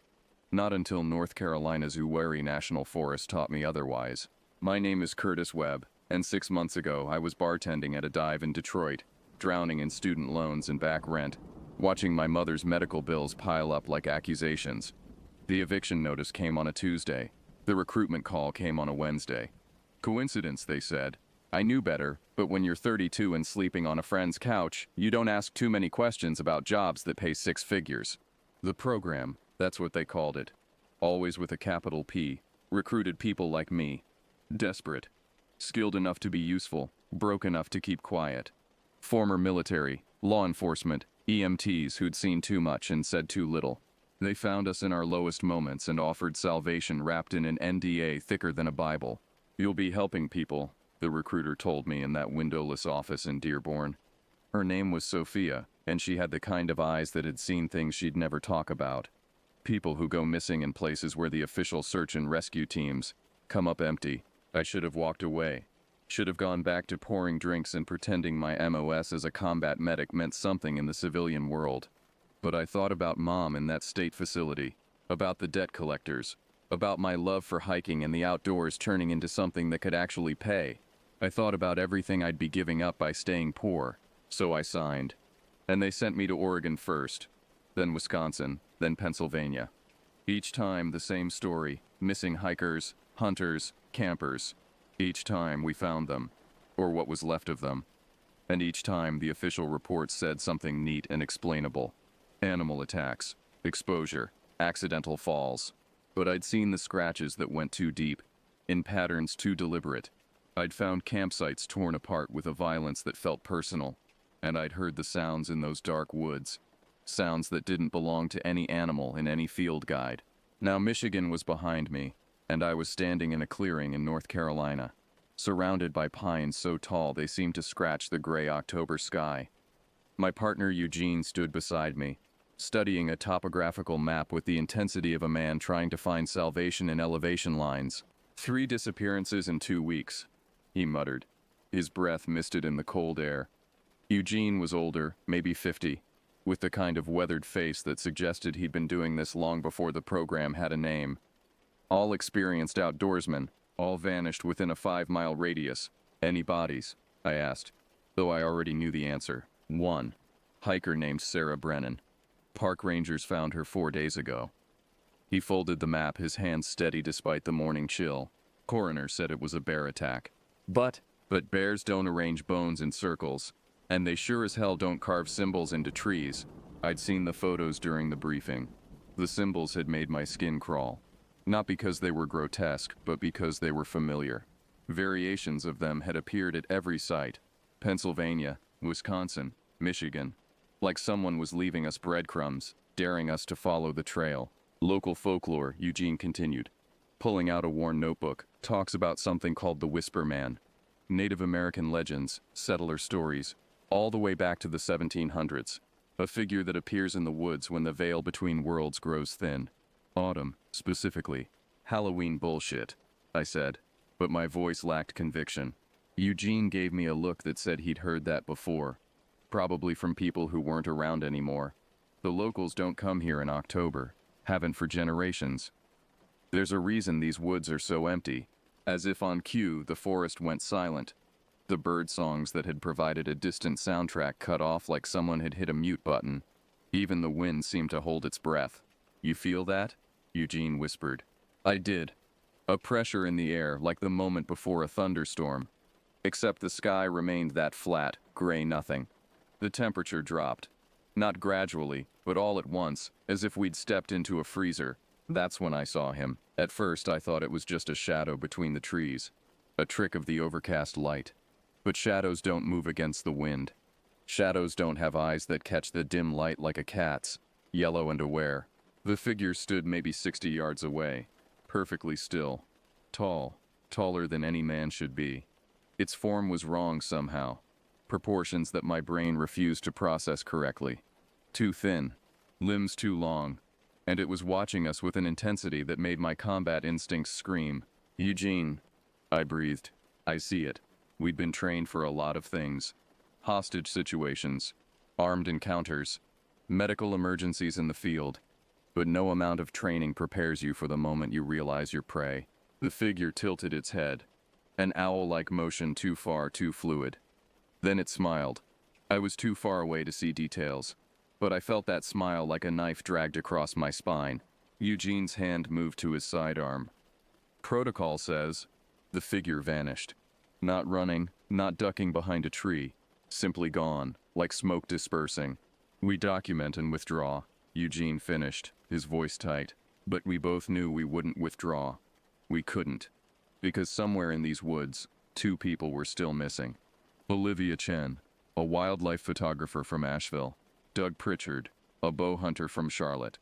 The program's whole purpose was finding people like them, even if it meant confronting things that shouldn't exist. Eugene pulled out his radio, fingers fumbling slightly. The first sign of fear I'd seen from him. Base, this is Team 7. We have visual contact with an unidentified entity, confirming local folklore parameters. Request advisement. The radio crackled with static. Then a voice.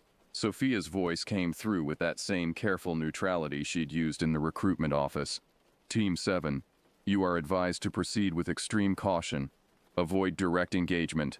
Document everything. Remember, they always leave clues. They, I repeated, but Eugene had already started walking toward where the figure had stood. Against every instinct I followed. The spot where the Whisper Man had been was marked by nothing obvious. No footprints in the pine needles. No disturbed earth. But carved into the nearest tree, fresh enough that sap still wept from the wounds, was a symbol. A spiral within a spiral, with 7 lines radiating outward. I've seen this before, Eugene said quietly. Pennsylvania, right before we found the missing hikers. Found them alive? I asked. Though I suspected I knew, his silence was answer enough. I photographed the symbol with my phone, then pulled out my field kit. The program issued us strange equipment alongside the standard gear.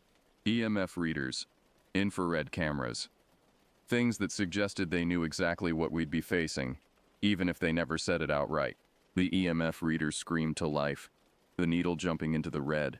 Readings are off the charts, I reported, trying to keep my voice steady. Whatever was here left a significant electromagnetic signature. Or it's still here, Eugene said, his hand back on his weapon, just watching. That's when we heard it.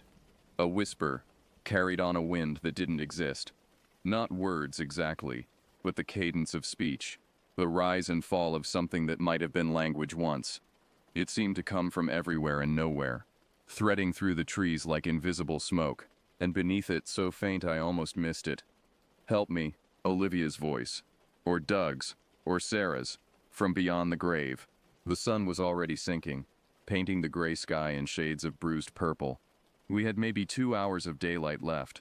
Every part of my training said to fall back, regroup, wait for morning. But that voice kept whispering, help me, help me, help me. We go deeper, I said, surprising myself. Eugene nodded slowly, checking his weapon. Stay close. Stay armed. And Curtis, yeah? If you see it again, don't look directly at it. Don't listen if it speaks to you. And for God's sake, don't follow it if it runs. Why not?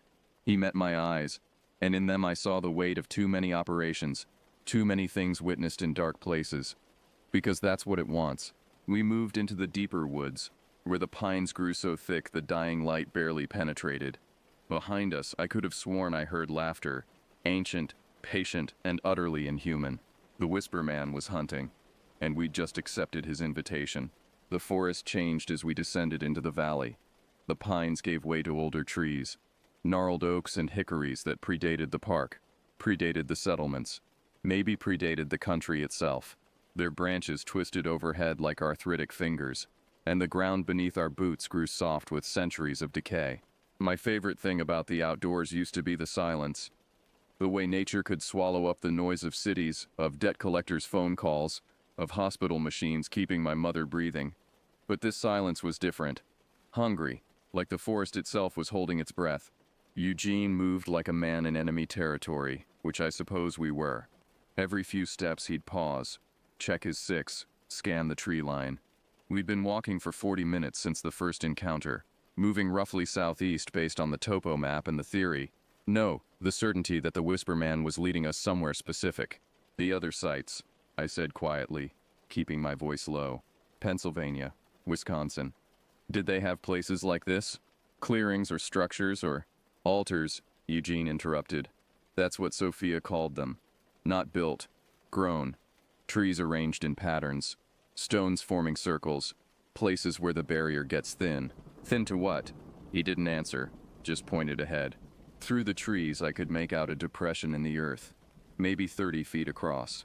As we approached, the EMF reader in my hand began its piercing whine again. The temperature had dropped another 10 degrees, cold enough that I could see my breath in thick clouds. The depression was a perfect circle, too perfect to be natural. Inside it the ground was bare earth, no leaves, no pine needles, nothing. And in the center stood a structure that made my rational mind rebel. 7 trees grew in a tight cluster, their trunks twisted together like braided rope, forming a kind of cage or cathedral.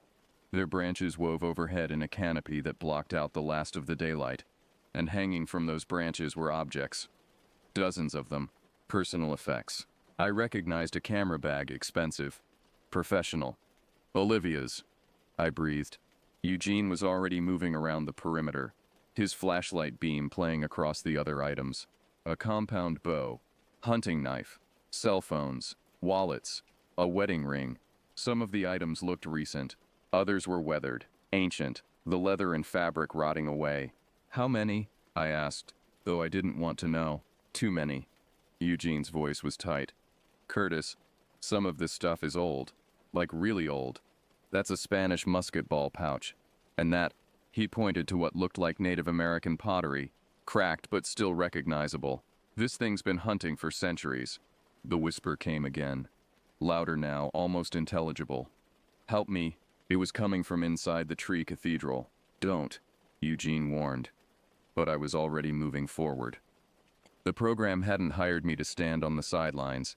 They'd hired me because I'd run toward the sound of gunfire in Kandahar, because I'd pulled 3 soldiers from a burning Humvee, because I was stupid enough or brave enough, same difference, to do what needed doing. I stepped into the circle. The temperature plummeted. My breath came out in frozen clouds. The EMF reader went haywire, then died completely, the needle spinning uselessly. And the whispers exploded into a cacophony of voices, overlapping, pleading, screaming. Help me, I'm lost. Please. God, someone help the darkness. It took my eyes. I can't feel my legs. Mom, if you can hear this, I love you. Please help, help, help. I staggered, my hands going to my ears. But the voices weren't external. They were inside my head, drilling into my brain like ice picks. Through the sensory assault, I saw her. Olivia Chen stood in the center of the tree cathedral, or something wearing her shape. She was intact, which was wrong. Sarah Brennan had been found days dead.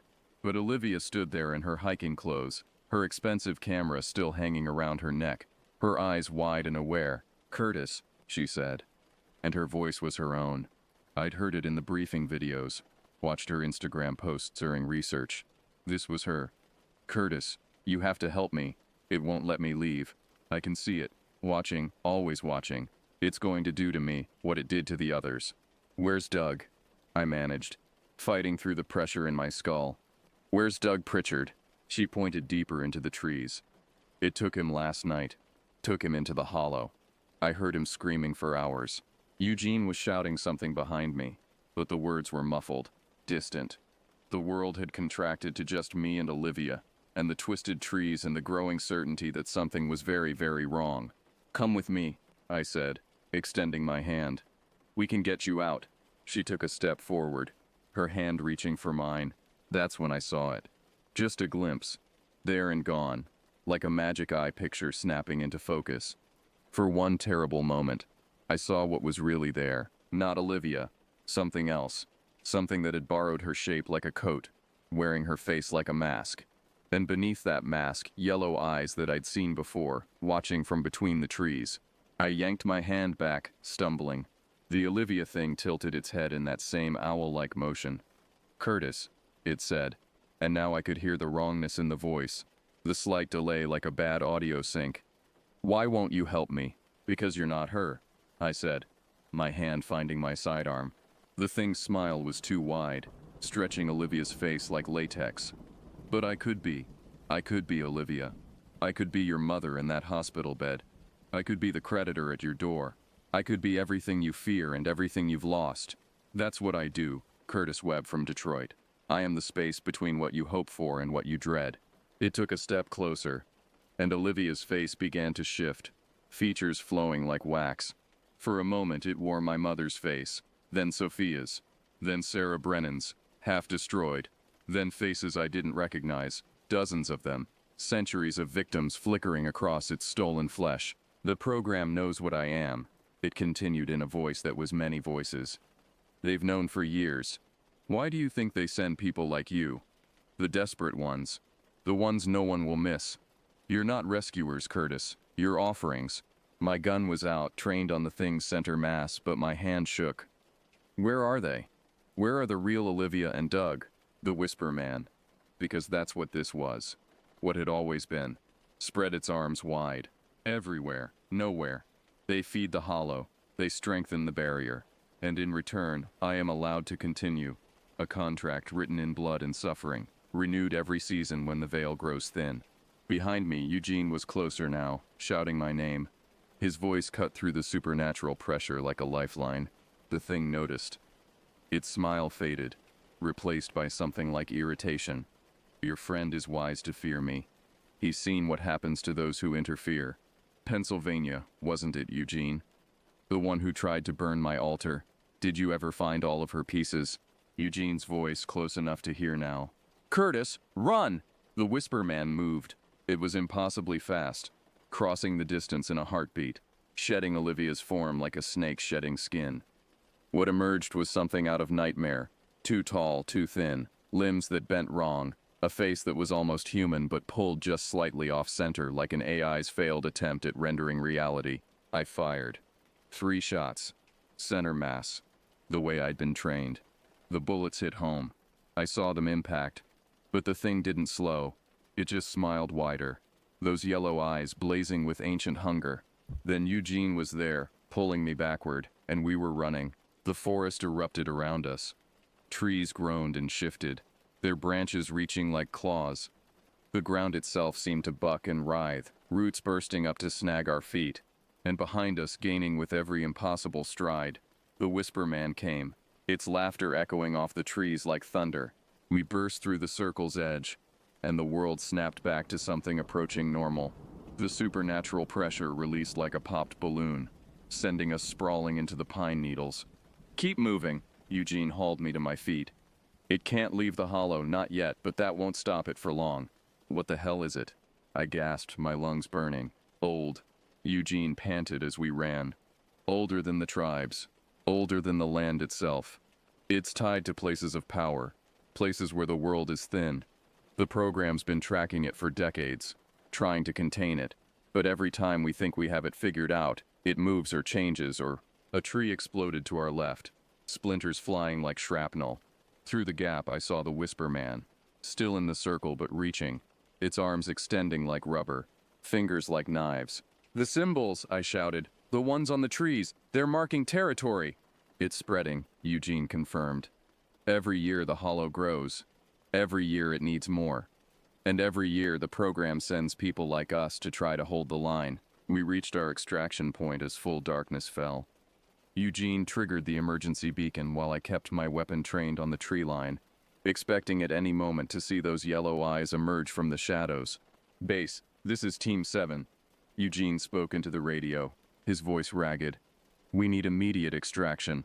The folklore is confirmed active and hostile. Repeat.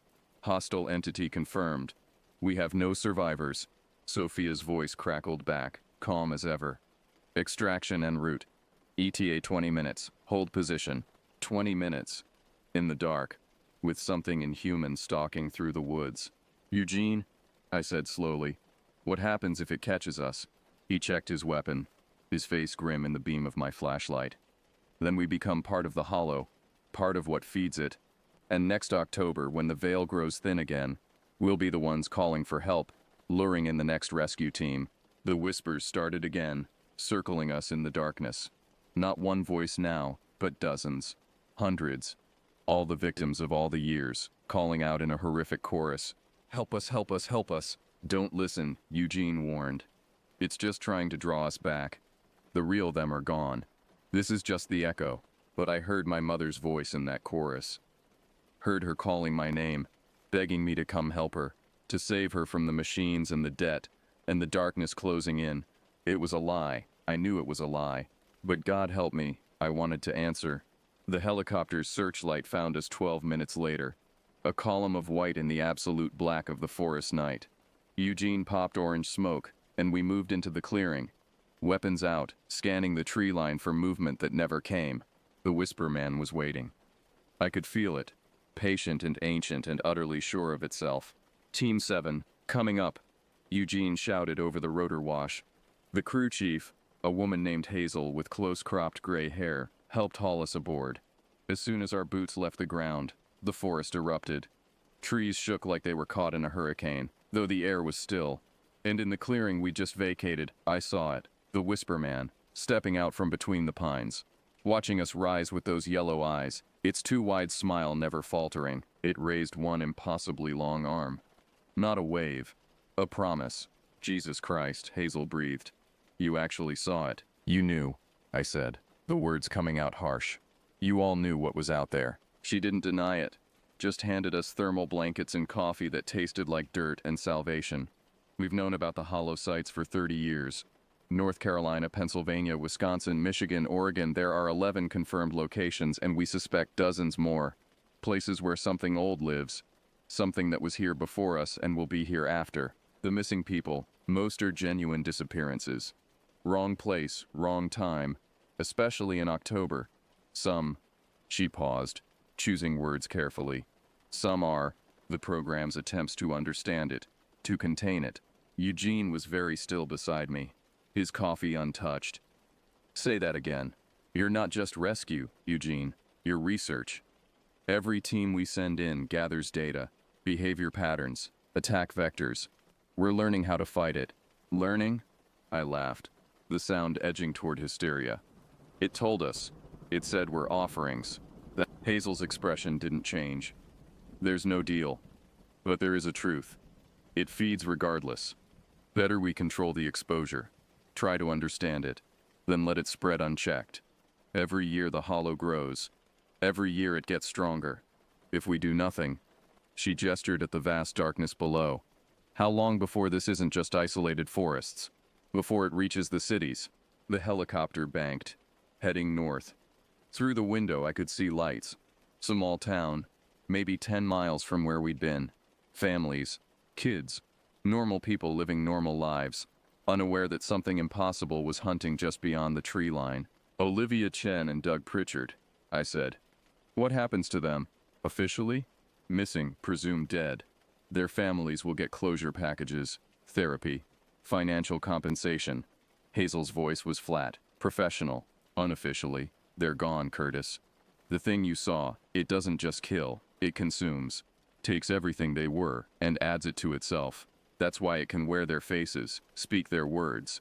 It's not mimicry, it's possession of their echo. I thought about my mother in Detroit, alone in that facility. The bills I'd been paying with the program's blood money. The apartment I could finally afford. Everything I'd gained by signing that contract. I want out, I said. Eugene laughed, sharp, bitter. There is no out. You think you can go back to bartending after seeing what we saw? After knowing what's out there? It'll be in every shadow, every dark corner. You'll hear it in every whisper of wind. And eventually, one October night, you'll feel the pull. The hollow calling you back. He's right, Hazel confirmed. It marks you. Everyone who encounters it carries a piece of it forward. That's why we recruit from encounter survivors. Former teams who escaped, witnesses who saw too much. Once you're touched by it, you're part of the program, whether you want to be or not. The helicopter descended toward a private airfield. Below, I could see the facility, unmarked, unofficial. The kind of place that didn't exist on any map. The program's headquarters for this region. Sophia was waiting on the tarmac. She watched us disembark with those same knowing eyes. Up close, I could see the scars on her hands, faint but present. She'd been in the field once. She'd seen it too. Debriefing in 30, she said. Get cleaned up, get fed. Then we need everything you remember. Everything it said. It knows about the program, I told her. It's known for years. This isn't containment, is it? This is something else. Sophia studied me for a long moment. Come with me. She led Eugene and me into the facility, past security checkpoints that required retinal scans and code words, down into sublevels that got progressively colder. Finally, we reached a room that was part archive, part shrine. The walls were covered in photographs, maps, incident reports going back decades. The Whisper Man, that's our name for it. Borrowed from Appalachian folklore, Sophia began. The tribes called it by other names. The settlers, too. It's been hunting in these woods for at least 300 years, probably longer. And we've been studying it since 1987, when a Boy Scout troop disappeared in Wisconsin. She pulled up a file on a computer terminal. Photos of missing people, hundreds of them. Every year, October specifically, the hollow grows more active.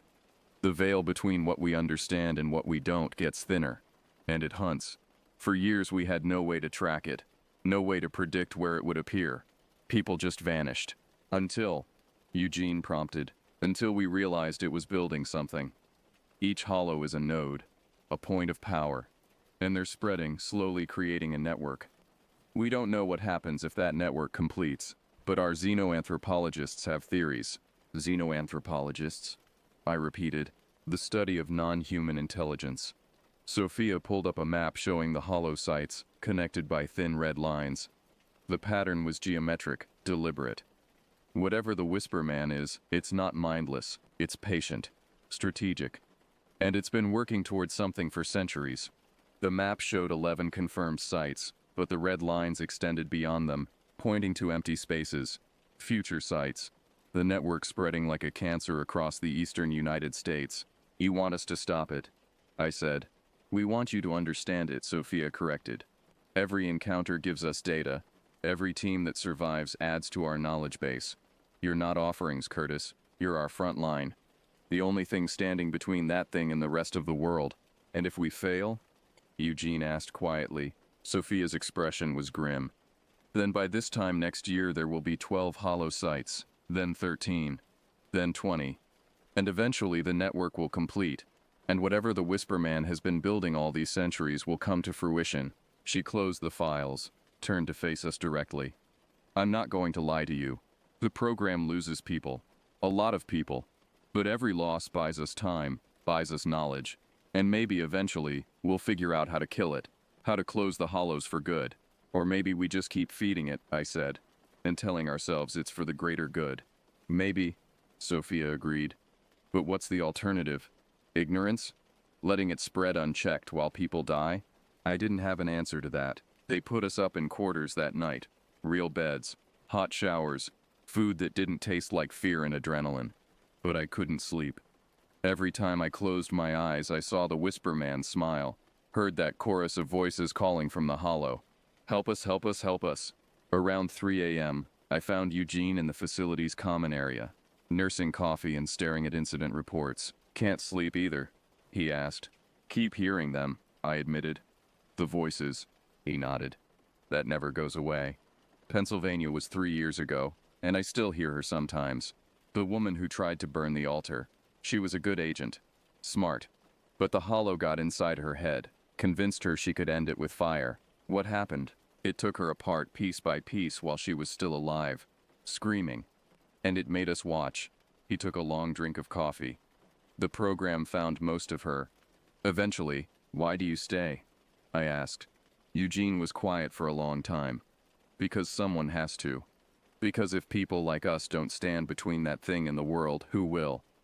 The government won't acknowledge it. The military can't fight it. We're it, Curtis. We're all there is. That's not enough, I said. No, he agreed. It's not. But it's what we've got. Morning came with new assignments. The program was sending us to Oregon next.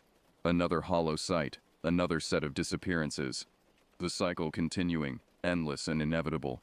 But before we left, Sophia pulled me aside. Your mother, she said. The facility in Detroit. We've been covering her care. I know. That's why I took the job. If you stay on, Sophia continued, we can do more. Experimental treatments. The best doctors. She could have years instead of months. The carrot. Always the carrot. And if I leave, then you leave. We don't force anyone to stay, Curtis. But the program takes care of its own. And your mother would want you to do the work that saves lives. Would she? I wasn't sure anymore. But I thought about Olivia Chen's mother. Somewhere in Asheville. Still waiting for her daughter to come home. About Doug Pritchard's wife.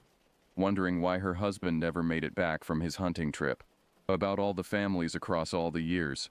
Left with nothing but questions and graves that held whatever pieces. I'll stay, I heard myself say. But I want to know everything. Every report, every encounter, every theory.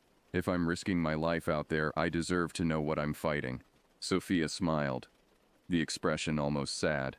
Welcome to the program, Curtis. Really welcome this time. That was 6 months ago. Since then, I've been to 4 more sites. Seen the Whisper Man twice more. Brief glimpses, yellow eyes watching from the trees. We've lost 3 people from other teams. The hollows continue to grow, but we're learning. Slowly, painfully, we're understanding how it moves, how it thinks. We've started finding the missing faster, extracting them before the hollow can claim them. Not always, not often enough, but sometimes. My mother got into the experimental program. Last week she called to tell me the treatments were working. She sounded stronger than she had in years. She asked when I was coming home to visit. I told her soon. Told her I loved her. Didn't tell her about the scars on my hands where the Whisper Man's claws had grazed me in Wisconsin. Didn't tell her about the nightmares, or the way I sometimes hear whispers in empty rooms.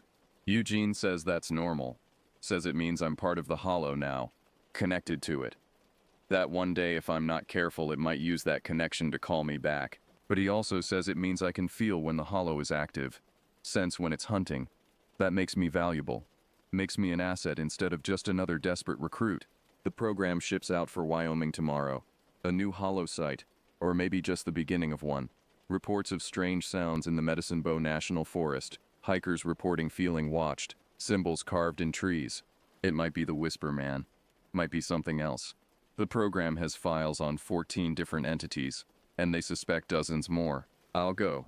Eugene will be there. And Hazel, and a dozen others like us. People who've seen things they can't unsee. Who've traded normal lives for the chance to hold the line against darkness. It's not enough. It'll never be enough.